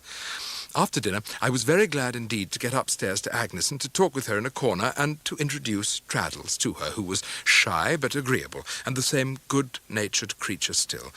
As he was obliged to leave early, I had not nearly so much conversation with him as I could have wished, but we exchanged addresses and promised ourselves the pleasure of another meeting when he should come back to town. He was greatly interested to hear that I knew Steerforth, and spoke of him with such warmth that I made him tell Agnes what he thought of him. But Agnes only looked at me the while, and very slightly shook her head when only I observed her. I saw no more of Uriah Heep until the day when Agnes left town. I was at the coach office to take leave of her and see her go, and there he was, returning to Canterbury by the same conveyance. At the coach window, as at the dinner party, he hovered about us without a moment's intermission, like a great vulture, gorging himself on every syllable that I said to Agnes or Agnes said to me. I had thought very much of the words Agnes had used in reference to the partnership, and a miserable foreboding that she would yield to and sustain herself by the same feeling in reference to any sacrifice for his sake had oppressed me ever since. I knew how she loved her father. I knew what the devotion of her nature was. I could not get over this farewell glimpse of them for a long time. When Agnes wrote to tell me of her safe arrival, I was as miserable as when I saw her going away. In the meantime, days and weeks slipped away, and I was articled to Spenlow and Jorkins. I had £90 a year from my aunt, and my rooms were engaged for 12 months certain. On the day when I was articled, no festivity took place beyond my having sandwiches and sherry into the office for the clerks. Mr. Spenlow remarked on this occasion that he should have been happy to have seen me at his house at Norwood to celebrate our becoming connected, but for his domestic arrangements being in some disorder on account of the expected return of his daughter from finishing her education at Paris. In a week or two, he referred to this idea and said that if I would do him the favour to come down next Saturday and stay till Monday, he would be extremely happy. On the appointed day, we arrived at his house. "Where is Miss Dora?" said Mr. Spenlow to the servant. Dora, I thought. What a beautiful name. Then I heard a voice say, "Mr. Copperfield, my daughter Dora." It was no doubt Mr. Spenlow's voice, but I didn't know it, and I didn't care whose it was. All was over in a moment. I had fulfilled my destiny. I was a captive slave. I loved Dora Spenlow to distraction. A bell rang, which Mr. Spenlow said was the first dinner bell, and so carried me off to dress. The idea of dressing oneself or doing anything in the way of action in that state of love was a little too ridiculous. The bell rang again so soon that I made a mere scramble of my dressing instead of the careful operation I could have wished under the circumstances, and went downstairs. I don't remember who was there, except Dora. I have not the least idea what we had for dinner besides Dora. My impression is that I dined off Dora entirely and sent away half a dozen plates untouched. I sat next to her. I talked to her. She had the most delightful little voice, the gayest little laugh, the pleasantest and most fascinating little ways that ever led a youth into hopeless slavery. All I know of the rest of the evening is that I retired to bed in a most maudlin state of mind and got up in a crisis of feeble infatuation. It was a fine morning and early, and I thought I would go and take a stroll down one of those wire-arched walks and indulge my passion by dwelling on her image. I had not been walking long when I turned a corner and met her. I tingle again from head to foot as my recollection turns that corner, and my pen shakes in my hand. "You are out early, Miss Spenlow," said I. "It's the brightest time of the whole day, don't you think so?" she replied. You have just come home from Paris," said I. "Yes," said she. "Have you ever been there?" "No." "Oh, I hope you'll go soon. You would like it so much." Traces of deep-seated anguish appeared in my countenance. That she should hope I would go, that she should think it possible I could go, was insupportable. I depreciated Paris. I depreciated France. I said I wouldn't leave England under any existing circumstances for any earthly consideration. Nothing should induce me. We had a quiet day. No company, a walk, a family dinner, and an evening of looking over books and pictures. Ah, little did Mr. Spenlow imagine, when he sat opposite to me after dinner that day, how fervently I was embracing him in my fancy as his son-in-law. Little did he think, when I took leave of him at night, that he had just given his full consent to my being engaged to Dora, and that I was invoking blessings on his head. We departed early in the morning, for we had a salvage case coming on in the Admiralty course. Dora was at the breakfast table to make the tea again. However, I had the melancholy pleasure of taking off my hat to her in the carriage as she stood on the doorstep with Jip, her pet dog, in her arms. I was always very miserable afterwards to think that she had no idea of the extent of my devotion. I was always looking out for another invitation to Mr. Spenlow's house. I was always being disappointed, for I got none. It came into my head one day to go and look after Traddles. I found that the street was not as desirable a one as I could have wished it to be for the sake of Traddles. Happening to arrive at the door as it was opened to the afternoon milkman, I found Traddles was on the landing to meet me. He was delighted to see me and gave me welcome with great heartiness to his little room. "I don't make much, but I don't spend much," announced my friend. "In general, I board with the people downstairs, who are very agreeable people indeed. Both Mr. and Mrs. Micawber have seen a great deal of life and are excellent company."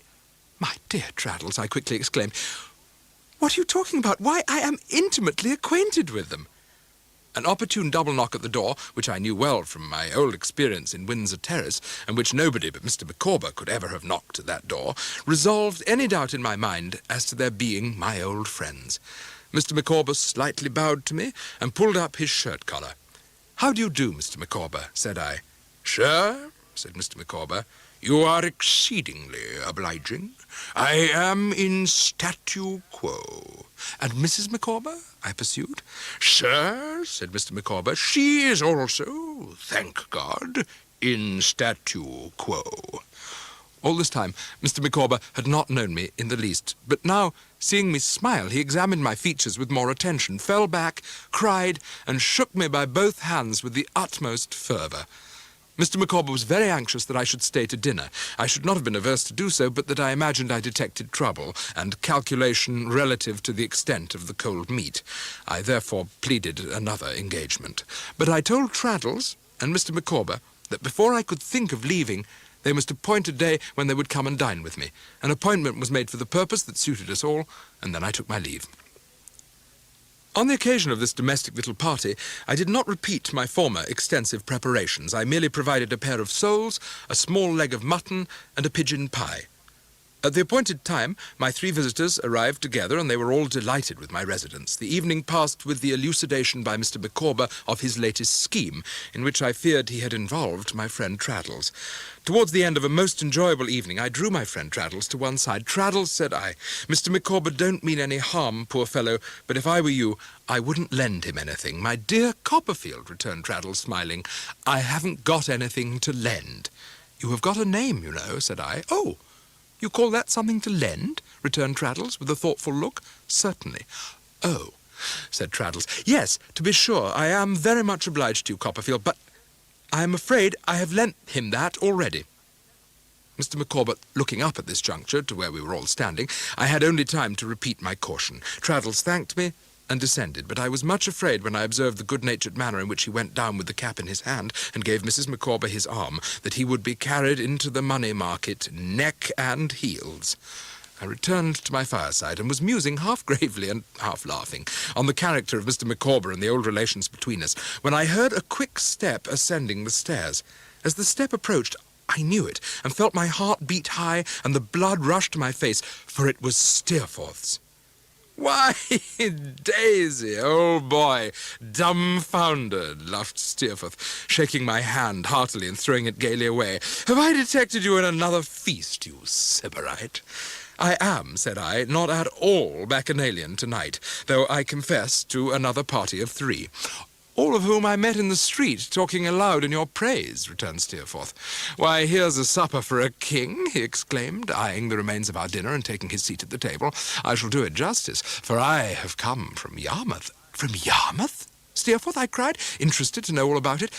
"Have you been there long?" "No," he returned, "an escapade of a week or so." "And how are they all? Of course, little Emily is not married yet." Not yet. No, going to be, I believe, in so many weeks or months or something or the other. I've not seen much of 'em, by the by." He laid down his knife and fork, which he had been using with great diligence, and began feeling in his pockets. "I have a letter for you." "From whom?" "Why, from your old nurse," he returned, taking some papers out of his breast pocket. "Old what's-his-name's in a bad way, and it's about that, I believe." "Barkis, do you mean?" "Yes," he returned. "It's all over with poor Barkis, I'm afraid. Put your hand into the breast pocket of my greatcoat on the chair yonder, and I think you'll find the letter." "Here it is," I cried. It was from Peggotty, something less legible than usual and brief. It informed me of her husband's hopeless state. While I deciphered it, Steerforth continued to eat and drink. "I tell you what, Steerforth," said I, when I had read Peggotty's letter, I think I will go down and see my old nurse. It's not that I can do her any good or render her any real service, but she's so attached to me that my visit will have as much effect on her as if I could do both. You have just come back, and it would be in vain to ask you to go with me." But my request was not in vain, and Steerforth agreed to accompany me to Yarmouth. By the time I reached Peggotty and Barkis, the poor man was mortally sick. What mysterious influence my presence had upon him in that state of his senses I shall not pretend to say, but when he at last began to wander feebly, it is certain he was muttering about driving me to school. "He's coming to himself," said Peggotty. "Barkis, my dear." "C.P. Barkis," he cried, faintly. "No better woman anywhere." "Look, here's Master Davy," said Peggotty. For he now opened his eyes. I was on the point of asking him if he knew me when he tried to stretch out his arm and said to me, distinctly, with a pleasant smile, "Barkis is willing." And quietly he lay back and died. It was not difficult for me, on Peggotty's solicitation, to resolve to stay in Yarmouth until after the remains of the poor carrier Barkis should have made their last journey to Blunderston. She had long ago bought, out of her own savings, a little piece of ground in our old churchyard near the grave of her sweet girl, as she always called my mother, and there they were to rest. A dread falls on me here. I fear to approach. I cannot bear to think of what did come upon one memorable night, of what must come again if I go on. It is no worse because I write of it. It is done. Nothing can undo it. My old nurse was to go to London with me next day on the business of Barkis's will. Steerforth and I had parted company, he having business of his own in the town, or so he said to me. We were all to meet in the old boathouse that night. Ham would bring Emily at the usual hour. Mr. Peggotty would be expecting us when the day closed in at the fireside. I was soon within sight of Mr. Peggotty's house and of the light within it shining through the window, and I went in. It looked very comfortable indeed. Mr. Peggotty had smoked his evening pipe, and there were preparations for some supper by and by. The fire was bright, the ashes were thrown up, the locker was ready for little Emily in her old place. In her own old place sat Peggotty once more, looking as if she had never left it. "You're first of the lot, Master Davy," said Mr. Peggotty with a happy face. "Sit ye down, sir. It ain't no use saying welcome to you, but you're welcome, kind and hearty." "Thank you, Mr. Peggotty. I'm sure of that." "Well, Peggotty," said I, giving her a kiss, "and how are you, old woman?" Just then the door opened, and a figure stood motionless on the threshold. It was Ham. The night had turned wet since I came in, for he had a large sou'wester hat on slouched over his face. "Where's Emily?" said Mr. Peggotty. Ham made a motion with his head, as if she were outside, and said to me, "Master Davy, will you come out a minute, see what Emily and me has got to show you?" We went out. As I passed him at the door, I saw, to my astonishment and fright, that he was deadly pale. He pushed me hastily into the open air and closed the door upon us. Only upon us two. "Ham, what's the matter?" "Master Davy." Oh, for his broken heart, how dreadfully he wept. "Emily has run away.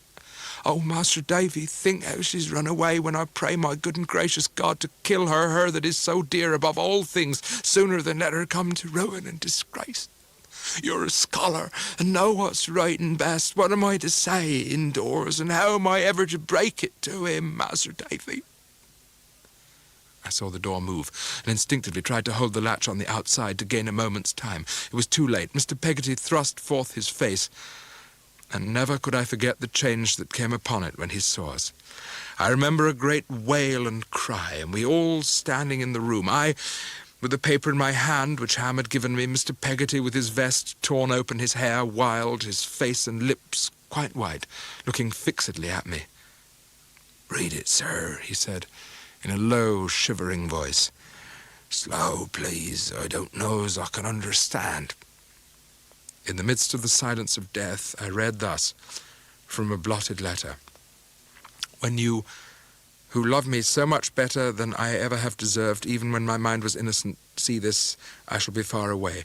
When I leave my dear home, oh, my dear home, in the morning, it will be never to come back unless he brings me back a lady.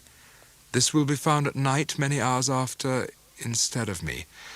Oh, if you knew how much my heart is torn, if even you that I have wronged so much that never can forgive me, could only know what I suffer. Oh, for mercy's sake, tell Uncle that I never loved him half so dear as now. If he don't bring me back a lady, and I don't pray for my own self, I'll pray for all. My parting love to Uncle, my last tears, and my last thanks for Uncle." That was all. Slowly, at last, Mr. Peggotty moved his eyes from my face as if he were waking from a vision, and cast them round the room. Then he said in a low voice, "Who's the man? I want to know his name." Ham glanced at me, and suddenly I felt a shock that struck me back. I felt Peggotty's arm around my neck, but I could not have moved if the house had been about to fall upon me. "For the Lord's love," said Mr. Peggotty, falling back and putting out his hand as if to keep off what he dreaded, "don't tell me his name's Steerforth." Master Davy, exclaimed Ham in a broken voice, it ain't no fault of yourn, and I'm far from laying of it on you, but his name is Steerforth, and he's a damn villain. Peggotty said he meant to set out on his travels that night. I asked him where he meant to go. He only answered, I'm a-going, sir, to seek my niece. He said this solemnly, bareheaded. Then, putting on his hat, he went to the door and away. Rarely did that hour of the evening come. Rarely did I wake at night. Rarely did I look up at the moon or stars, or watch the falling rain, or hear the wind. But I thought of his solitary figure toiling on, poor pilgrim, and recalled the words, I'm a-gonna seek her far and wide. If any hurt should come to me, remember that the last words I left for her was, my unchanged love is with my darling child, and I forgive her. All this time I'd gone on loving Dora harder than ever. Her idea was my refuge in disappointment and distress, and made some amends to me even for the loss of my friend. The more I pitied myself or pitied others, the more I sought for consolation in the image of Dora. And so it came about, in the end, that Mr. Spenlow told me this day week was Dora's birthday, and he would be glad if I could come down and join a little picnic on the occasion. I went out of my senses immediately, became a mere driveller next day, on receipt of a little lace-edged sheet of notepaper, favoured by Papa to remind, and passed the intervening period in a state of dotage. If she would like me to die for her, she had but to say the word, and I was ready. Life without Dora's love was not a thing to have on any terms. I couldn't bear it, and I wouldn't. I had loved her every minute, day and night, since I first saw her. I loved her at that minute to distraction. I should always love her every minute to distraction. Lovers had loved her before, and lovers would love her again, but no lover had ever loved, might, could, would, or should ever love as I loved Dora. Well, well, Dora and I were sitting on the garden seat by and by, quiet enough, and Jip was lying in her lap, winking peacefully at me. I was off my mind. I was in a state of perfect rapture.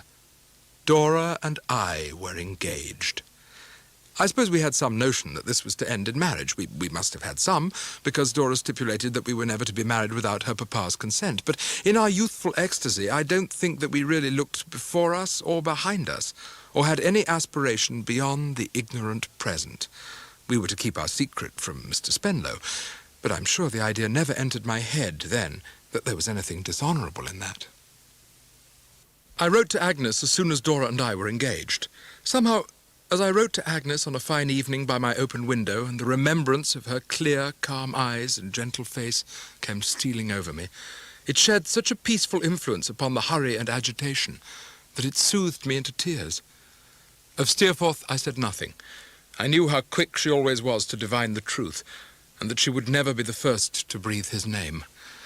To this letter I received an answer by return of post. As I read it, I seemed to hear Agnes speaking to me. It was like her cordial voice in my ears. What can I say more? Except that from hints and implications, I was able to detect that Uriah Heep's ascendancy over her dear father continued. I determined that at some time I should do all in my power to ease the troubles of my poor Agnes and her father. At this time there was nothing I could do, and soon more pressing problems were to descend on me. Peggotty had returned to London with me to settle some matters of Barkis's will. One day, when she and I returned to my lodgings, we found my outer door standing open and heard voices inside. We looked at one another without knowing what to make of this and went into the sitting room. What was my amazement to find, of all people upon earth, my aunt there and Mr. Dick. "My dear aunt," cried I. "Why, what an unexpected pleasure." We cordially embraced, and Mr. Dick and I shook hands. "Hello," said my aunt to Peggotty, who quailed before her awful presence. "How are you?" "You remember my aunt, Peggotty?" said I. "For the love of goodness, child," exclaimed my aunt, "don't call the woman by that South Sea Island name. She married and got rid of it. What's your name now?" said my aunt, as a compromise for the obnoxious appellation. "Barkis, ma'am," said Peggotty, with a curtsy. "Well, that's human," said my aunt. "It sounds less as if you wanted a missionary. How d'ye do, Barkis? I hope you're well." Encouraged by these gracious words and by my aunt's extending hand, Barkis came forward and took the hand and curtsied her acknowledgments. I knew my aunt sufficiently well to know that she had something of importance on her mind, and that there was far more matter in this arrival than a stranger might have supposed. "Trot," said my aunt, "you needn't go." Barkis, "Trot, have you got to be firm and self-reliant?" "I hope so, aunt." "Then why, my love," said my aunt, looking earnestly at me, "why do you think I find myself in your lodgings tonight?" I shook my head, unable to guess. "Because," said my aunt, "it's all I have. Because I'm ruined, my dear. If the house and every one of us had tumbled out into the river together, I could hardly have received a greater shock. Dick knows it," said my aunt, laying her hand calmly on my shoulder. "I am ruined, my dear Trot. All I have in the world is in this room, except the cottage, and that I have left Janet to let. Barkis, I want to get a bed for this gentleman tonight. To save expense, perhaps you can make up something here for myself. Anything will do. It's only for tonight. We'll talk about this more tomorrow." Whatever was the cause of my aunt's downfall, immediate arrangements had to be made. I took Mr. Dick to find rooms in a nearby inn, while Aunt Betsy and Peggotty, or Barkis, as my aunt insisted on addressing her, set about to make a bed for me in the sitting-room, so that Aunt Betsy should take my room. When I returned, I found that Barkis had retired, and my aunt was pacing the sitting-room, crimping the borders of her nightcap with her fingers. "Ah, mercy upon us," sighed my aunt. "I know all about it, Trot. Barkis and myself had quite a gossip while you were out with Dick. Oh, Trot, Trot. And so you fancy yourself in love, do you?" "Fancy, aunt?" I exclaimed, as red as I could be. "I adore her with my whole soul." "Dora, indeed," returned my aunt. "And not silly?" "Silly, aunt?" I seriously believe it had never once entered my head for a single moment to consider whether she was or not.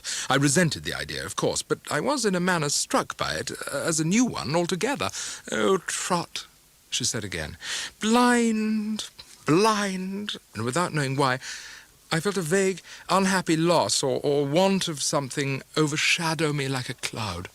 "However," said my aunt, "I don't want to put two young creatures out of conceit with themselves or to make them unhappy, so though it is a girl and boy attachment, and girl and boy attachments very often, mind, I don't say always, come to nothing, still we'll be serious about it and hope for a prosperous issue one of these days. There's time enough for it to come to anything."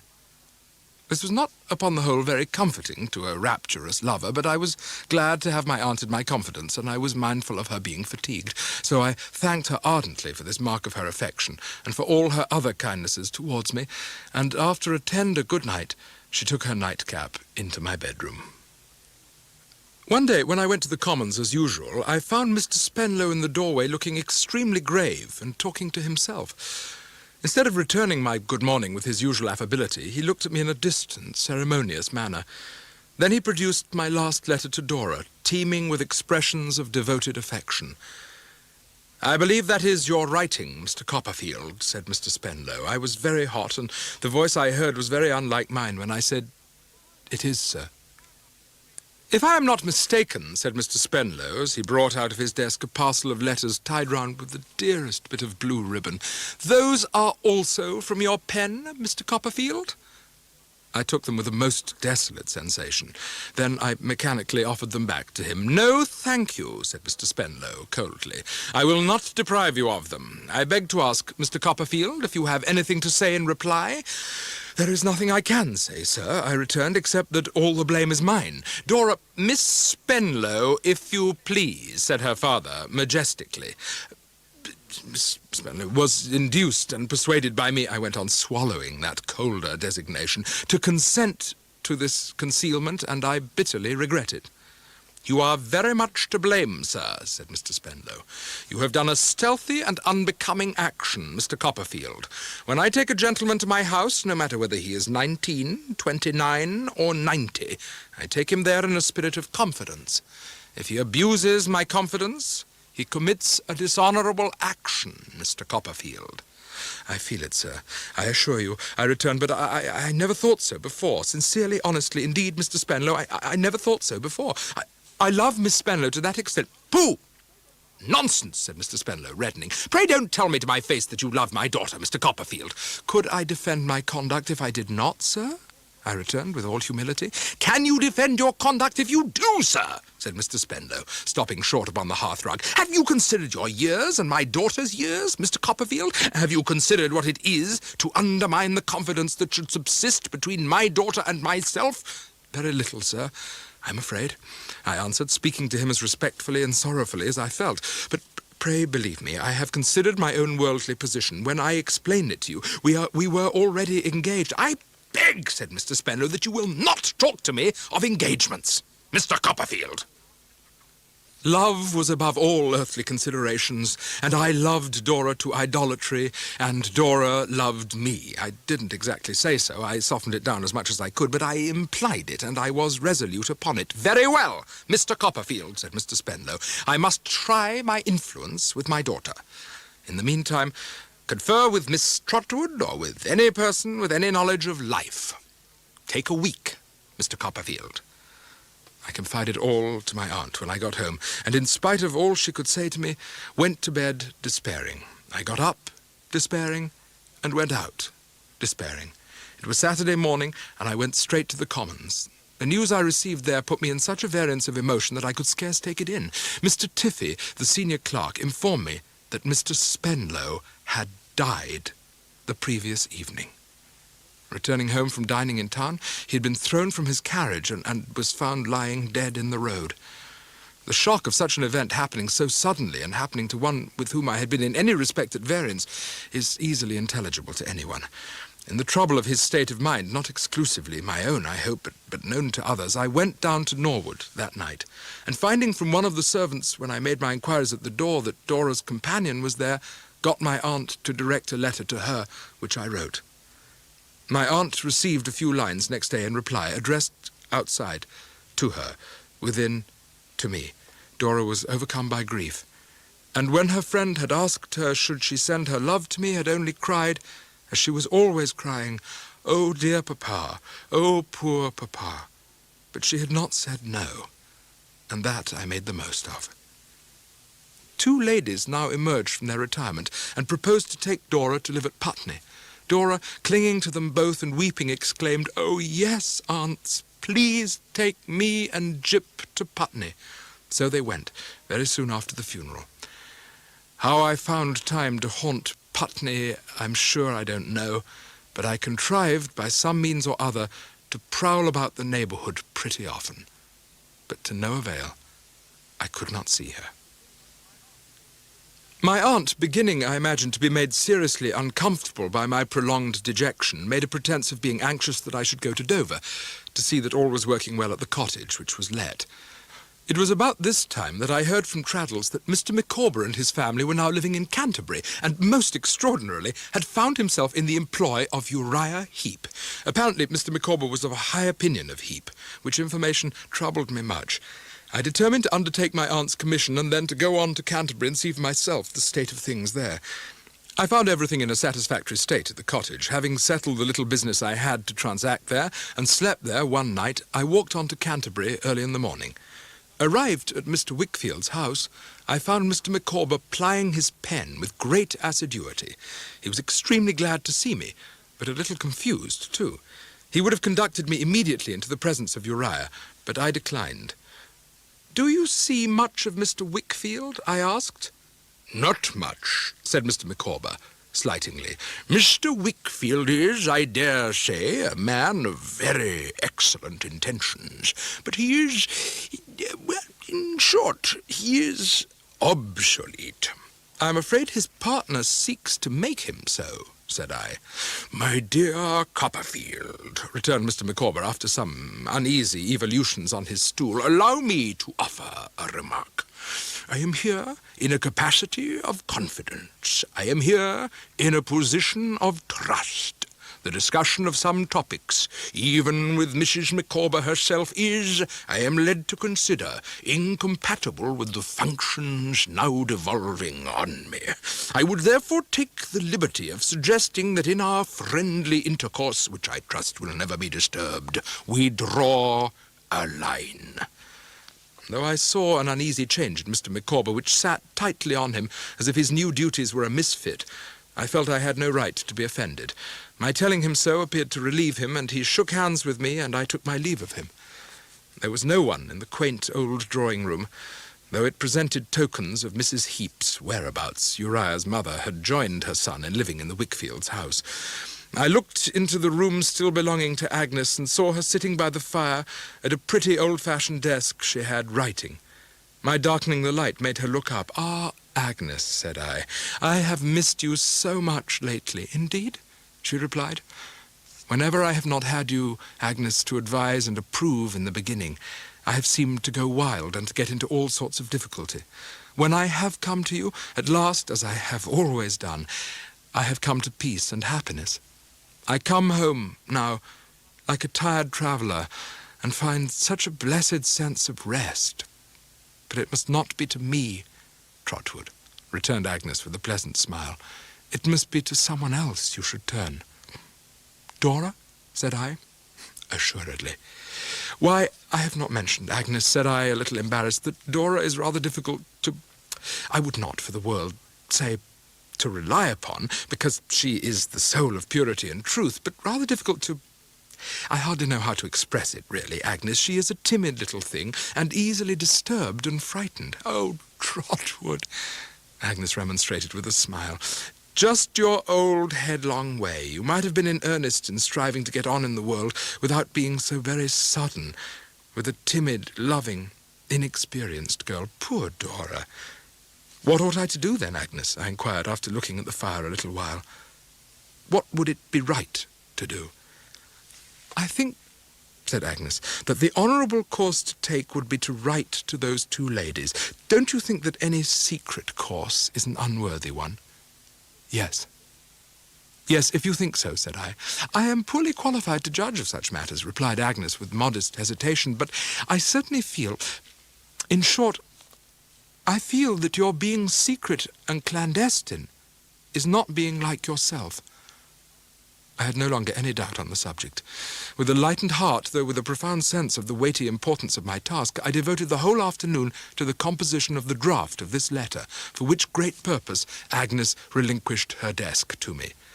But first I went downstairs to see Uriah Heap. I found him in possession of a new, plaster-smelling office built out in the garden. "Uriah," said I, as civilly as I could. "Master Copperfield," said Uriah, "how grateful I am that you should come to see my humble self." "To tell the truth," I replied, "it was not you I came to this house to see." He looked at me sideways and said with his hardest grin, "You mean Agnes?"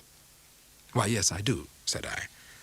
Raising his great hands until they touched his chin, he rubbed them softly and softly chuckled, looking as like a malevolent baboon, I thought, as anything human could look.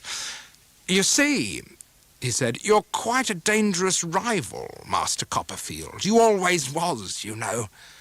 "Do you set a watch upon Miss Wickfield, and make her home no home because of me?" said I. "Oh, Master Copperfield, those are very harsh words," he replied. "Put my meaning into any words you like," said I. "You know what it is, Uriah, as well as I do."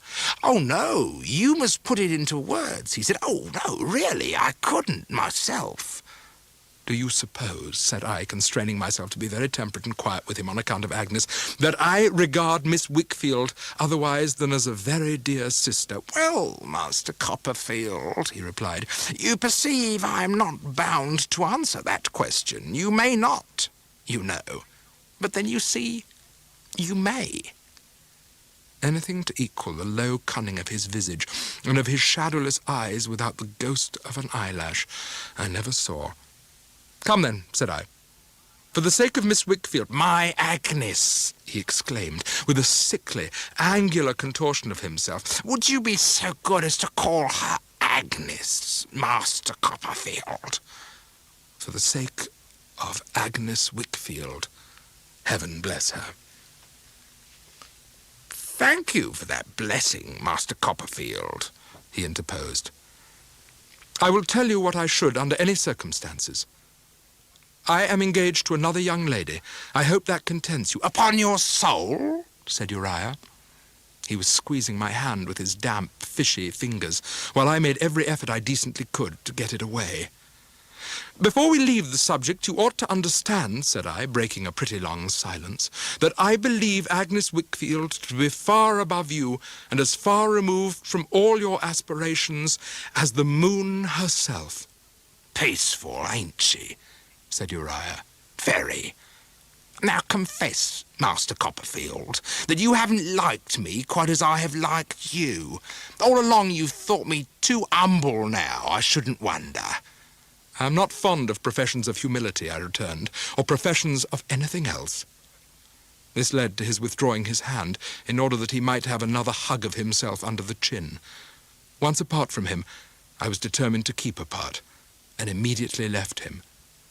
There was nothing I could do to ease the situation in that house, and it was with a heavy heart that next morning I returned to London. At last an answer came from Dora's aunts. They presented their compliments to Mr. Copperfield and informed him that they had given his letter their best consideration with a view to the happiness of both parties, and if Mr. Copperfield would do them the favour to call upon a certain day, they would be happy to hold some conversation on the subject. Let me pause upon a memorable period of my life. Let me stand aside to see the phantoms of those days go by me, accompanying the shadow of myself in dim procession. Weeks, months, seasons pass along. They seem little more than a summer day and a winter evening. I have come legally to man's estate. I have attained the dignity of 21. But this is a sort of dignity that may be thrust upon one. Let me think what I have achieved. I have taken with fear and trembling to authorship. I wrote a little something in secret and sent it to a magazine, and it was published in the magazine. Since then, I have taken heart to write a novel. We have removed to a pleasant little cottage. My aunt, however, is not going to remain here, but intends removing herself to a still more tiny cottage close at hand. What does this portend? My marriage? Yes. Yes, I am going to be married to Dora. Miss Lavinia and Miss Clarissa, Dora's aunts, have given their consent, and if ever canary birds were in a flutter, they are. The church is calm enough, I'm sure, but it might be a steam power loom in full action for any sedative effect it has on me. I am too far gone for that. The rest is all a more or less incoherent dream.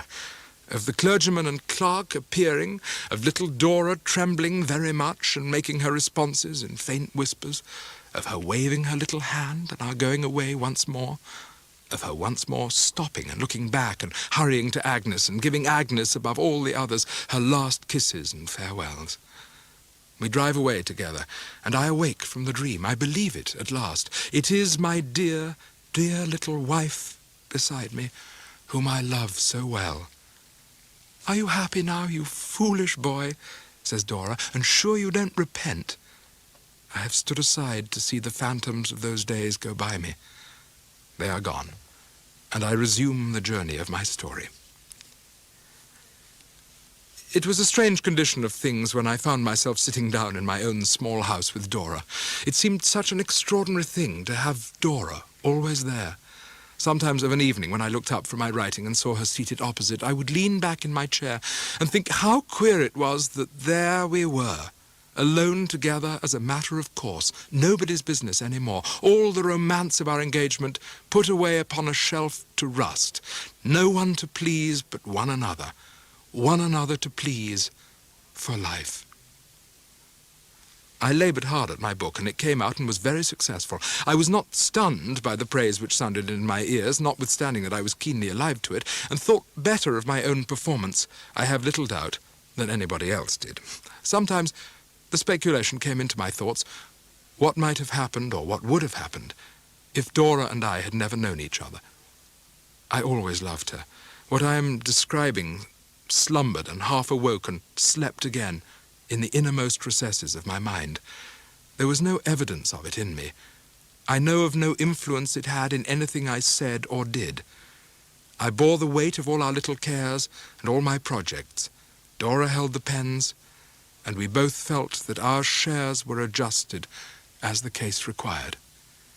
She was truly fond of me and proud of me, and when Agnes wrote a few earnest words in her letters to Dora of the pride and interest with which my old friends heard of my growing reputation and read my book as if they heard me speaking its contents, Dora read them out to me with tears of joy in her bright eyes, and said I was a dear old, clever, famous boy. But as that year wore on, Dora was not strong. I began to carry her downstairs every morning and upstairs every night. She would clasp me round the neck and laugh the while, as if I did it for a wager. Jip would bark and caper around us and go on before and look back on the landing, breathing short to see that we were coming. My aunt, the best and most cheerful of nurses, would trudge after us, a moving mass of shawls and pillows. Mr. Dick would not have relinquished his post of candle-bearer to anyone alive. Traddles would be often at the bottom of the staircase, looking on and taking charge of sportive messages from Dora. We made quite a gay procession of it, as my child wife was the gayest there. But sometimes, when I took her up and felt that she was lighter in my arms, a dead, blank feeling came upon me, as if I were approaching to some frozen region yet unseen that numbed my life. I received one morning by post a letter from Mr. Micawber, dated Canterbury, and addressed to me at Doctors' Commons, which I read with some surprise. I read the letter over several times. Making due allowance for Mr. Micawber's lofty style of composition, I still believed that something important lay hidden at the bottom of his roundabout communication. I was still pursuing it when Traddles found me in the height of my perplexity. "My dear fellow," said I never was better pleased to see you. You come to give me the benefit of your sober judgment at a most opportune time. I have received a very singular letter, Traddles, from Mr. Micawber." "No," cried Traddles, "you don't say so. And I have received one from Mrs. Micawber," which he promptly handed to me.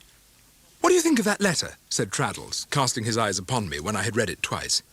"What do you think of the other?" said I. "I think that the two together, Copperfield," replied Traddles, "mean more than Mr. and Mrs. Micawber usually mean in their correspondence, but I don't know what. They are both written in good faith, I have no doubt, and without any collusion. It would be a charity to write to both and say that we will not fail to see Mr. Micawber." We all met in due course at my aunt's house, rather than mine, because of Dora's not being well. "I hope Mrs. Micawber and your family are well, sir," said my aunt, when we were all assembled. Mr. Micawber inclined his head. "They are as well, ma'am," he desperately observed after a pause, "as aliens and outcasts can ever hope to be." "Lord bless you, sir," exclaimed my aunt in her abrupt way. "What are you talking about?" "The subsistence of my family, ma'am," returned Mr. Micawber, "trembles in the balance. My employer—" Here Mr. Micawber provokingly left off. I saw that a crisis was at hand, and it came. He rose from his chair, pulled out his pocket-handkerchief, and burst into tears. "Mr. Micawber," said I, "what is the matter? Pray speak out. You are among friends." "Among friends, sir," repeated Mr. Micawber, and all he had reserved came breaking out of him. "Good heavens! It is principally because I am among friends that my state of mind is what it is." My aunt clapped her hands, and we all started up as if we were possessed. "The struggle is over," said Mr. Micawber, violently gesticulating with his pocket-handkerchief and fairly striking out from time to time with both arms as if he were swimming under superhuman difficulties. "I will lead this life no longer. I am a wretched being, cut off from everything that makes life tolerable. I have been under a taboo in that infernal scoundrel's service. Give me back my wife. Give me back my family. Substitute Micawber for the petty wretch who walks about in the boots at present on my feet, and call upon me to swallow a sword tomorrow, and I'll do it with an appetite."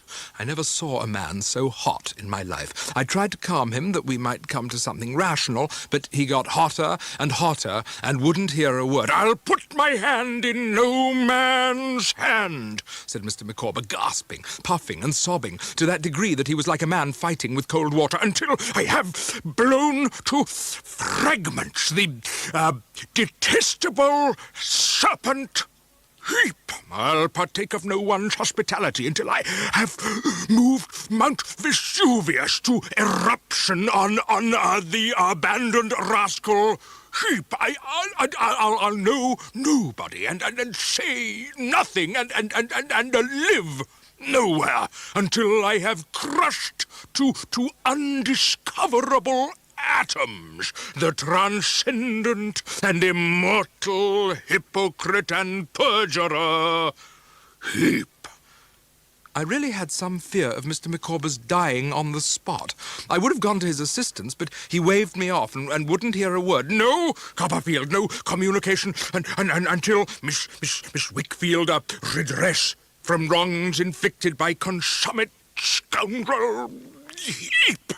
I'm quite convinced that he could not have uttered 3 words, but for the amazing energy with which this word inspired him when he felt it coming. Inviolable secret from the whole world, no exception.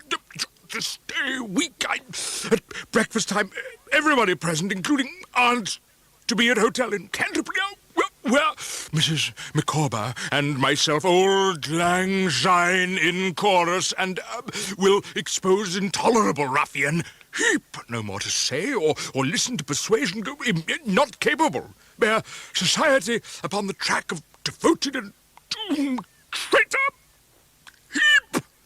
With this last repetition of the magic word that had kept him going at all, and in which he surpassed all his previous efforts, Mr. Micawber rushed out of the house, leaving us in a state of excitement, hope, and wonder that reduced us to a condition little better than his own.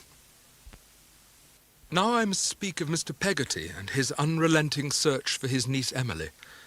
He had been a man of sturdy action all his life, and he knew that in all things wherein he wanted help, he must do his own part faithfully and help himself. He made his way by sea to Naples and back. All his journeys were ruggedly performed, for he was always steadfast in a purpose of saving money for Emily's sake when she should be found. In all this long pursuit, I never heard him repine. I never heard him say he was fatigued or out of heart. Now he had received information from a woman, Martha, that led us one dark night to Golden Square. We alighted at one of the entrances to the square where I directed the coach to wait. She laid her hand on my arm and hurried me on to one of the sombre streets. The houses had long degenerated into poor lodgings let off in rooms. Entering at the open door of one of these and releasing my arm, she beckoned me to follow her up the common staircase. As we turned to ascend the last flight of stairs between us and the roof, we caught a full view of a figure pausing for a moment at a door. Then it turned the handle and went in. "What's this?" said Martha in a whisper. "She has gone into my room. I don't know her." I knew her. I had recognized her with amazement. Miss Dartle, Steerforth's cousin. We stopped, breathless with our ascent. I could only see of the room beyond that it was pretty large, that there was a bed in it. I could not see Miss Dartle or the person whom we heard her address. "I have come to see," said Rosa Dartle, "James Steerforth's fancy. The girl who ran away with him, and is the town talk of the commonest people of her native place, the bold, flaunting, practised companion of persons like James Steerforth. I want to know what such a thing is like." "Oh, for heaven's sake, spare me," exclaimed Emily. "Whoever you are, for heaven's sake, spare me, if you would be spared yourself." "If I would be spared," returned the other fiercely, "what is there in common between us, do you think?" "Nothing but our sex," said Emily, with a burst of tears. "And that," said Rosa Dartle, "is so strong a claim preferred by one so infamous, that if I had any feeling in my breast but scorn and abhorrence of you, it would freeze it up. Our sex. You are an honor to our sex." "I have deserved this," said Emily, "but it's dreadful. Dear, dear lady, think what I have suffered and how I am fallen." Miss Dartle placed herself in a chair within view of the door and looked downward as if Emily were crouching on the floor before her. Being now between me and the light, I could see her curled lip and her cruel eyes intently fixed on one place with a greedy triumph. I heard a distant foot upon the stairs. I knew it, I was certain. It was Mr. Peggotty, thank God. The foot upon the stairs came nearer, nearer, and rushed into the room. "Uncle!" cried Emily. A fearful cry followed the word. I paused a moment, and looking in, saw him supporting her insensible figure in his arms. He gazed for a few seconds on the face, then stopped to kiss it. Oh, how tenderly. "I thank my heavenly Father as my dreams come true," he said, in a low, tremulous voice. "I thank him hearty for having guided of me in his own ways to my darling." With those words he took her up in his arms and carried her, motionless and unconscious, down the stairs. It was yet early in the morning of the following day when, as I was walking in my garden with my aunt, I was told that Mr. Peggotty desired to speak with me. "I'll go in now, Trot," said my aunt, "and look after Dora, who will be getting up presently." "Not along of my being here, ma'am, I hope," said Mr. Peggotty as he entered. "You have something to say, my good friend," returned my aunt, "and will do better without me." "By your leave, ma'am," returned Mr. Peggotty, "I should take it kind if you'd bide here." "Would you?" said my aunt, with short good nature. "Then I'm sure I will." So she drew her arm through Mr. Peggotty's and walked with him to a leafy little summer house there was at the bottom of the garden, where she sat down on a bench, and I beside her. "You have quite made up your mind," said I to Mr. Peggotty, "as to the future, good friend?" "Quite, Master Davy," he returned, "and told Emily, there's mighty countries far from here. Our future life lies over the sea." "They will emigrate together, aunt," said I. "Yes," said Mr. Peggotty with a hopeful smile. "No one can't reproach my darling in Australia. We will begin a new life over there." I asked him if he yet proposed to himself any time for going away. "I was down at the docks early this morning, sir," he returned, "to get information concerning them ships. In about 6 weeks or 2 months from now there'll be one sailing. I see her this morning, went abroad, and we shall take our passage in her." "Quite alone?" I asked. "Aye, Master Davy," he returned. "My sister, you see, she's that fond of you and yourn, and that accustomed to think only of her own country, that it wouldn't be hardly fair to let her go. Besides which, there's one she has in charge, Master Davy, as she doesn't oughter forget." "Poor Ham," said I softly. With which, after a moment's silence, we all shook hands and bid Mr. Peggotty good day. When the time Mr. Micawber had appointed so mysteriously was within 24 hours of being come, we four, that is to say, my aunt, Mr. Dick, Traddles, and I, went down to Canterbury by the Dover mail.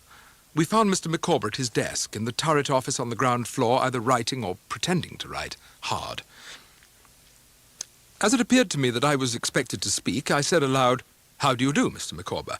"Mr. Copperfield," said Mr. Micawber gravely, "I hope I see you well." "Is Miss Wickfield at home?" said I. "Mr. Wickfield is unwell in bed, sir, of a rheumatic fever," he returned, "but Miss Wickfield, I have no doubt, will be happy to see old friends. Will you walk in, sir?" He preceded us to the dining-room, and flinging open the door of Mr. Wickfield's former office, said in a sonorous voice, "Miss Trotwood, Mr. David Copperfield, Mr. Thomas Traddles, and Mr. Dixon." Uriah Heep looked up, astonished. "Well, I'm sure," said he, "this is indeed an unexpected pleasure. To have, as I may say, all friends round St. Paul's at once is a treat unlooked for. Mr. Copperfield, I hope I see you well." I felt ashamed to let him take my hand, but I did not know yet what else to do. "Things are changed in this office, Miss Trotwood, since I was a numble clerk, ain't they?"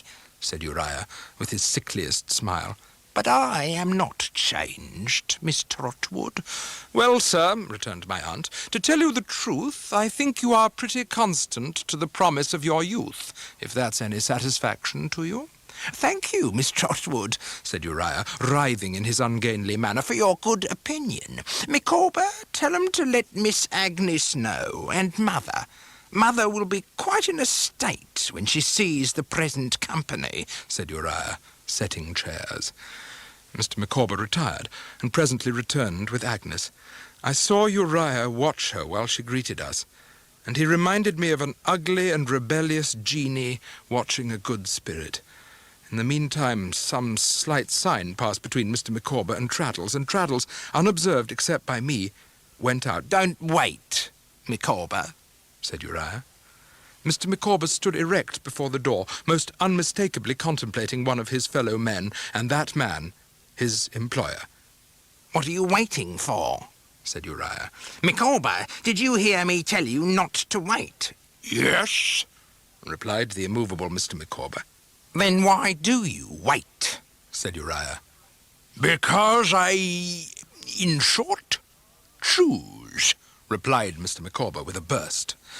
Uriah's cheeks lost colour, and an unwholesome paleness, still faintly tinged by his pervading red, overspread them. He looked at Mr. Micawber attentively, with his whole face breathing short and quick in every feature.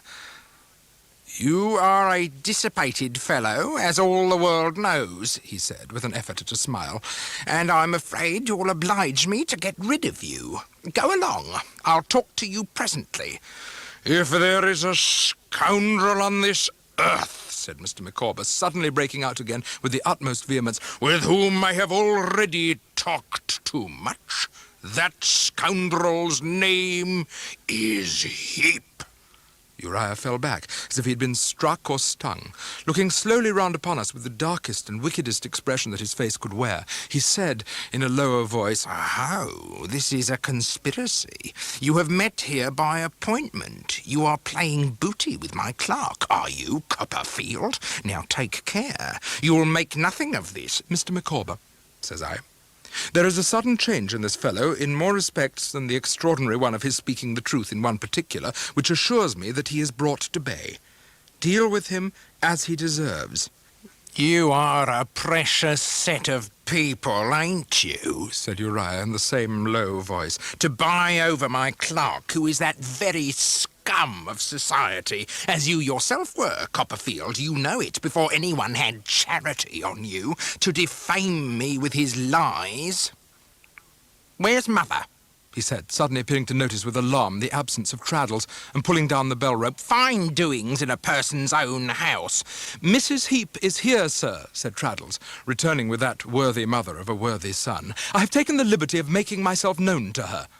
"Who are you to make yourself known?" retorted Uriah. "And what do you want here?" "I am the agent and friend of Mr. Wickfield, sir," said Traddles, in a composed and businesslike way, "and I have a power of attorney from him in my pocket to act for him in all matters." "The old ass has drunk himself into a state of dotage," said Uriah, turning uglier than before, "and it has been got from him by fraud." "Something has been got from him by fraud, I know," returned Traddles quietly, "and so do you, Mr. Heap. We will refer that question, if you please, to Mr. Micawber."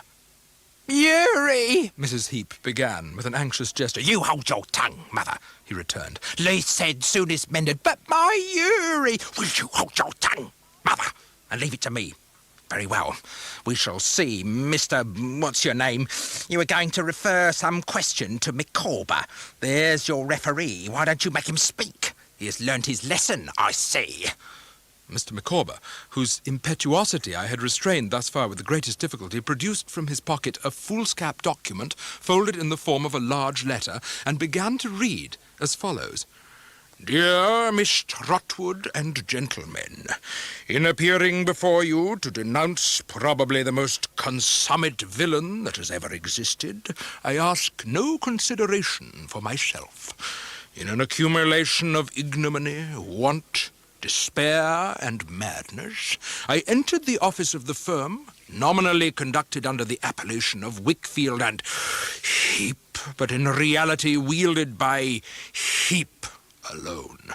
Heap, and only Heap, is the mainspring of that machine. Heap, and only Heap, is the forger and the cheat. Heap has, on several occasions, to the best of my knowledge, information, and belief, systematically forged to various entries, books, and documents the signature of Mr. W, and has distinctly done so in one instance capable of proof by me, to wit, in manner following. That is to say, I have in my possession, in his hand and pocket-book, several similar imitations of Mr. W.'s signature, here and there defaced by fire, but legible to anyone. Uriah Heep, with a start, took out of his pocket a bunch of keys and opened a certain drawer, then suddenly bethought himself of what he was about and turned again towards us without looking in it. And I have the document, Mr. Micawber read again, looking about it as if it were the text of a sermon, in my possession. That is to say, I had early this morning when this was written, but have since relinquished it to Mr. Traddles. It is quite true, assented Traddles. Uri, cried the mother, be humble and make terms. I know my son will be humble, gentlemen, if you'll give him time to think. Mr. Copperfield, I'm sure you know that he was always very humble, sir. It was singular to see how the mother still held to the old trick when the son had abandoned it as useless. Mother, he said, with an impatient bite at the handkerchief in which his hand was wrapped, you had better take and fire a loaded gun at me. But I love you, Uri, cried Mrs. Heep. And I have no doubt she did, or that he loved her, however strange it may appear, though, to be sure, they were a congenial couple. And I can't bear to hear you provoking the gentleman and endangering of yourself more. I told the gentleman at first, when he told me upstairs it was come to light, that I would answer for your being humble and making amends.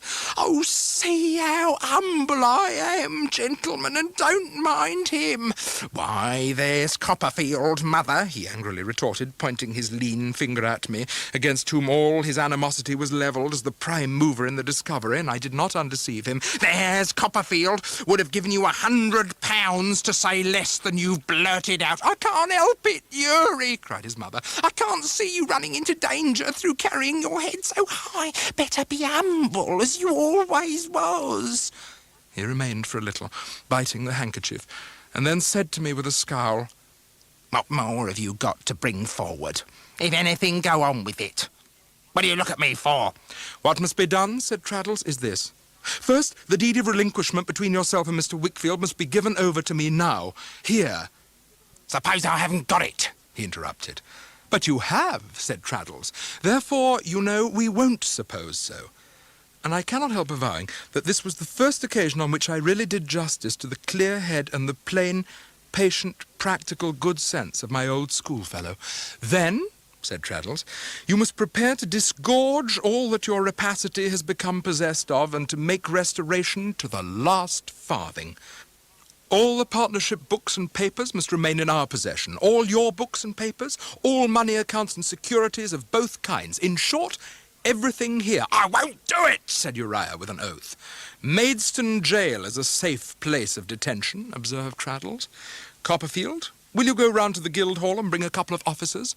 Here Mrs. Heep broke out again, crying on her knees to Agnes to interfere in their behalf. Stop, Uriah growled. Mother, hold your noise. Well, let 'em have that deed. Go and fetch it. Good, said Traddles when this was brought. Now, Mr. Heep, you can retire to think. Uriah, without lifting his eyes from the ground, shuffled across the room with his hand to his chin, and pausing at the door said, Copperfield, I've always hated you. You've always been an upstart, and you've always been against me. As I think I told you once before, said I, it is you who have been in your greed and cunning against all the world. It may be profitable to you to reflect in future that there never were greed and cunning in the world yet that did not do too much and overreach themselves. It is as certain as death. And so Heep slunk away. The remainder of the day was spent reordering Mr. Wickfield's affairs. Only one of our company was not wholly satisfied with the day's works. Mr. Micawber again found himself without employer. Mr. Micawber, proposed my aunt, I wonder you have never turned your thoughts to emigration. Madam, returned Mr. Micawber, it was the dream of my youth and the fallacious aspiration of my riper years. I'm thoroughly persuaded that he had never thought of it in his life. "Aye," said my aunt, with a glance at me. "Why, what a thing it would be for yourselves and your family, Mr. and Mrs. Micawber, if you were to emigrate now." Capital, madam, capital, urged Mr. Micawber gloomily. "That is the principal, I may say the only difficulty, my dear Mr. Copperfield," assented his wife. "Capital?" cried my aunt. "But you are doing us a great service, have done us a great service, I may say, for surely much will come out of the fire. And what could we do for you that would be half so good as to find the capital? Here are some people David knows going out to Australia shortly. If you decide to go, why shouldn't you go in the same ship? You may help each other." And so it was arranged. I must pause yet once again. Oh, my child wife, there is a figure in the moving crowd before my memory, quiet and still, saying in its innocent love and childish beauty, "Stop to think of me." It is night, and I am with Dora. Agnes has arrived, has been among us for a whole day and an evening. She, my aunt and I have sat with Dora since the morning, all together. But now I am alone with Dora, who lies white in her bed. Oh, how my poor boy cries. Hush, hush. Now make me one promise. I want to speak to Agnes. When you go downstairs, tell Agnes so and send her up to me. And while I speak to her, let no one come, not even Aunt. I want to speak to Agnes by herself. I want to speak to Agnes, quite alone. I promise that she shall, immediately. Agnes is downstairs when I go into the parlour, and I give her the message. She disappears, leaving me alone with Jip. I sit down by the fire, thinking with a blind remorse of all those secret feelings I have nourished since my marriage. I think of every little trifle between me and Dora, and feel the truth that trifles make the sum of life. Agnes returns to me, her face quiet and her eyes downcast. "Agnes," I whisper, but she does not speak, only quietly takes my hand. It is over. Darkness comes before my eyes, and for a time, all things are blotted out of my remembrance. In all that sorrow, Agnes was like a sacred presence in my lonely house. When the angel of death alighted there, my child wife fell asleep. They told me so when I could bear to hear it, on her bosom, with a smile. I was to go abroad. That seemed to have been determined among us from the first. The ground now covering all that could perish of my departed wife, I waited only for the departure of the emigrants.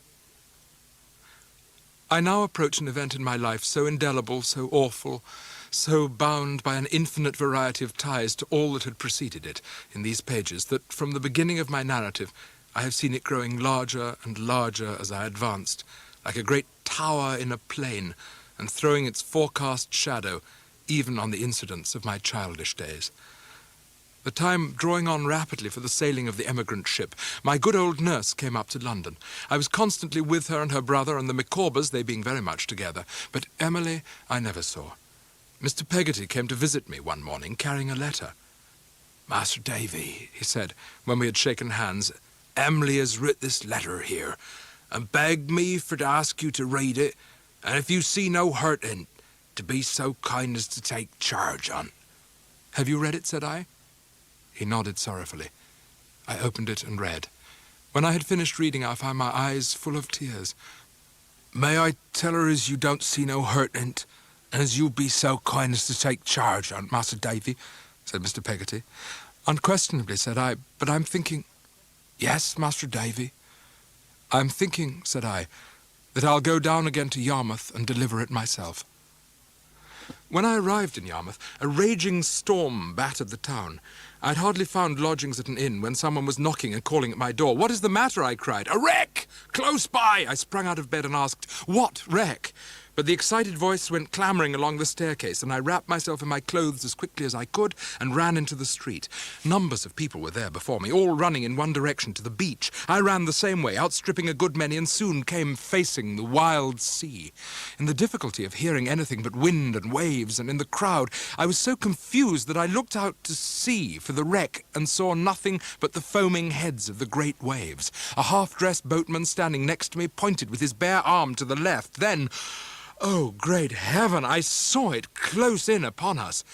2 men were seen on board. The agony on the shore increased. Men groaned and clasped their hands. Women shrieked and turned away their faces.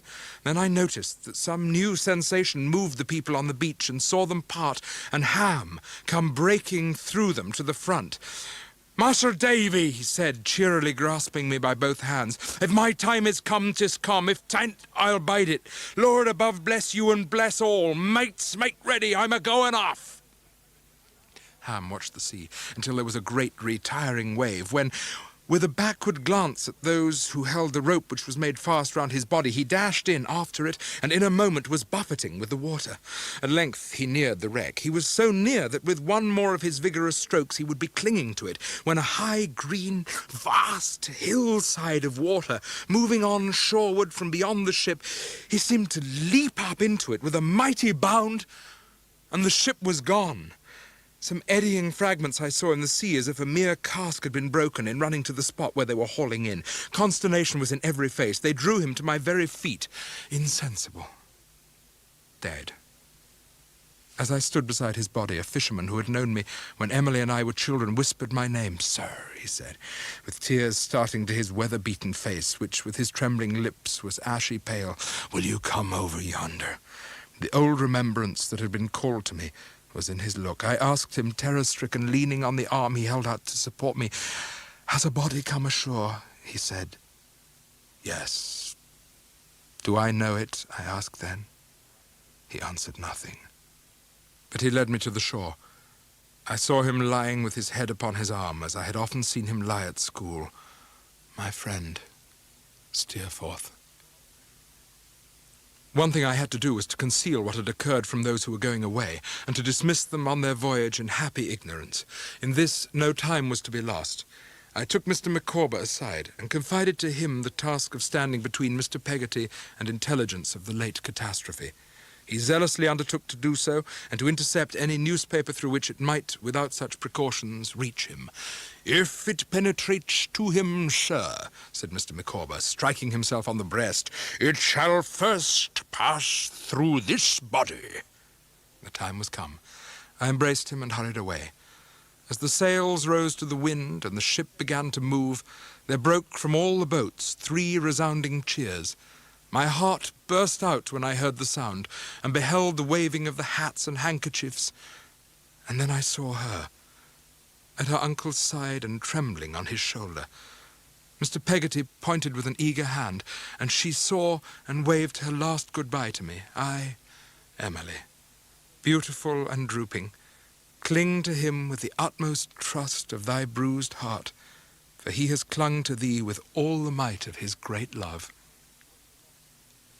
It was a long and gloomy night that gathered on me, haunted by the ghosts of many hopes, of many dear remembrances, many errors, many unavailing sorrows and regrets.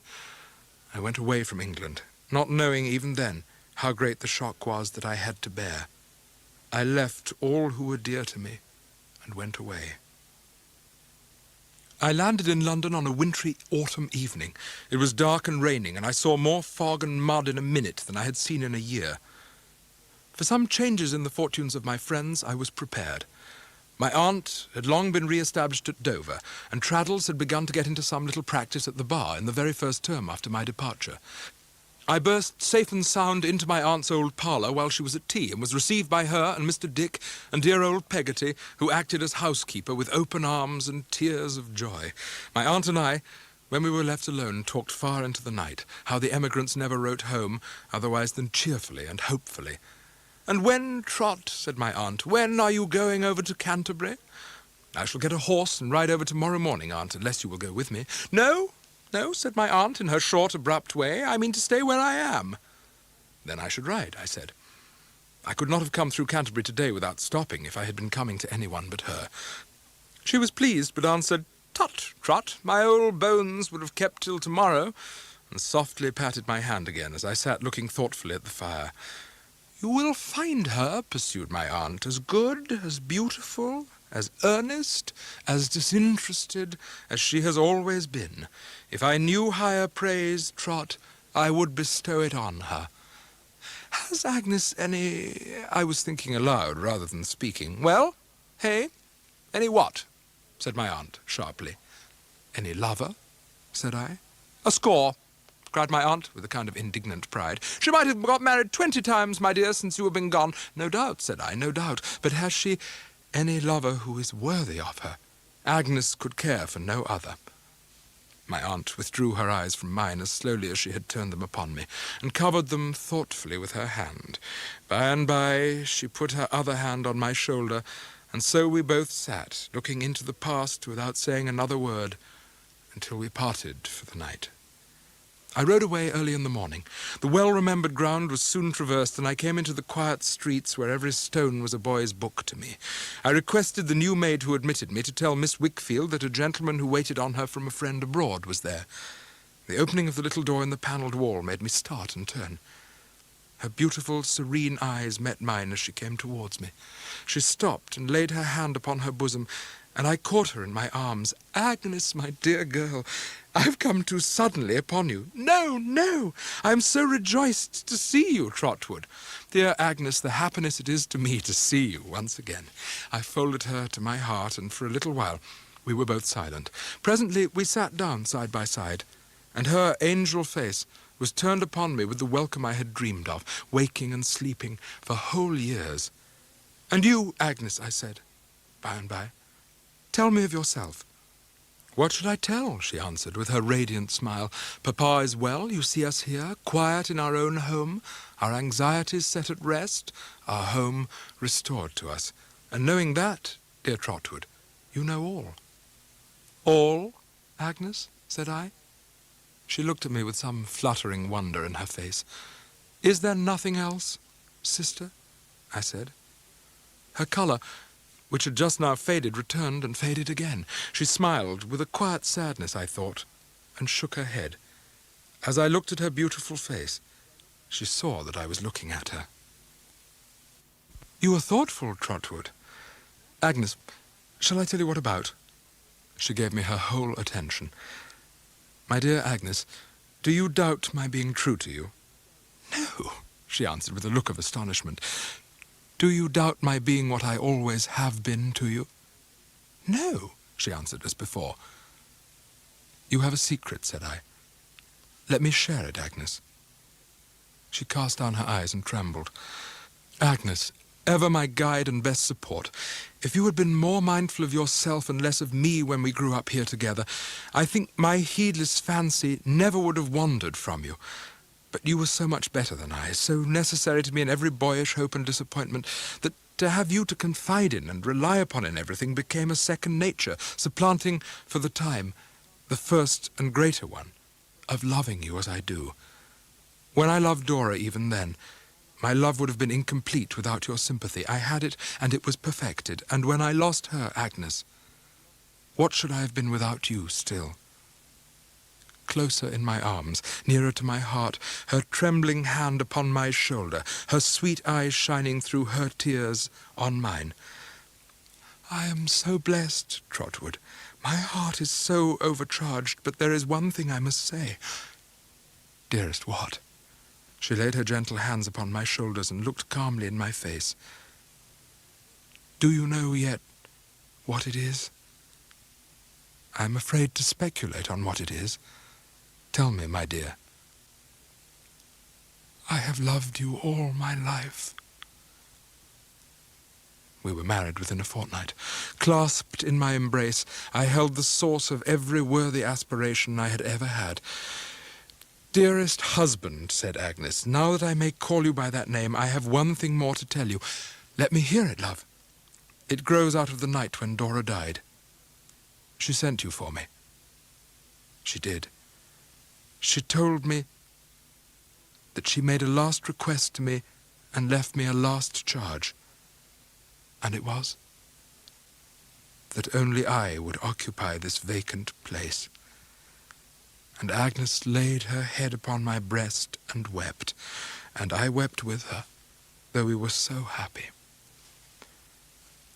And now, as I close my task, I see before me the faces of those who fill my life still, Aunt Betsy, Peggotty, Mr. Dick, Traddles and his family. But one face shines on me above all others. I turn my head and see it, in its beautiful serenity, beside me. O Agnes, O my soul, so may thy face be by me when I close my life indeed. So may I, when realities are melting from me, like the shadows which I now dismiss, still find thee near me, pointing upward.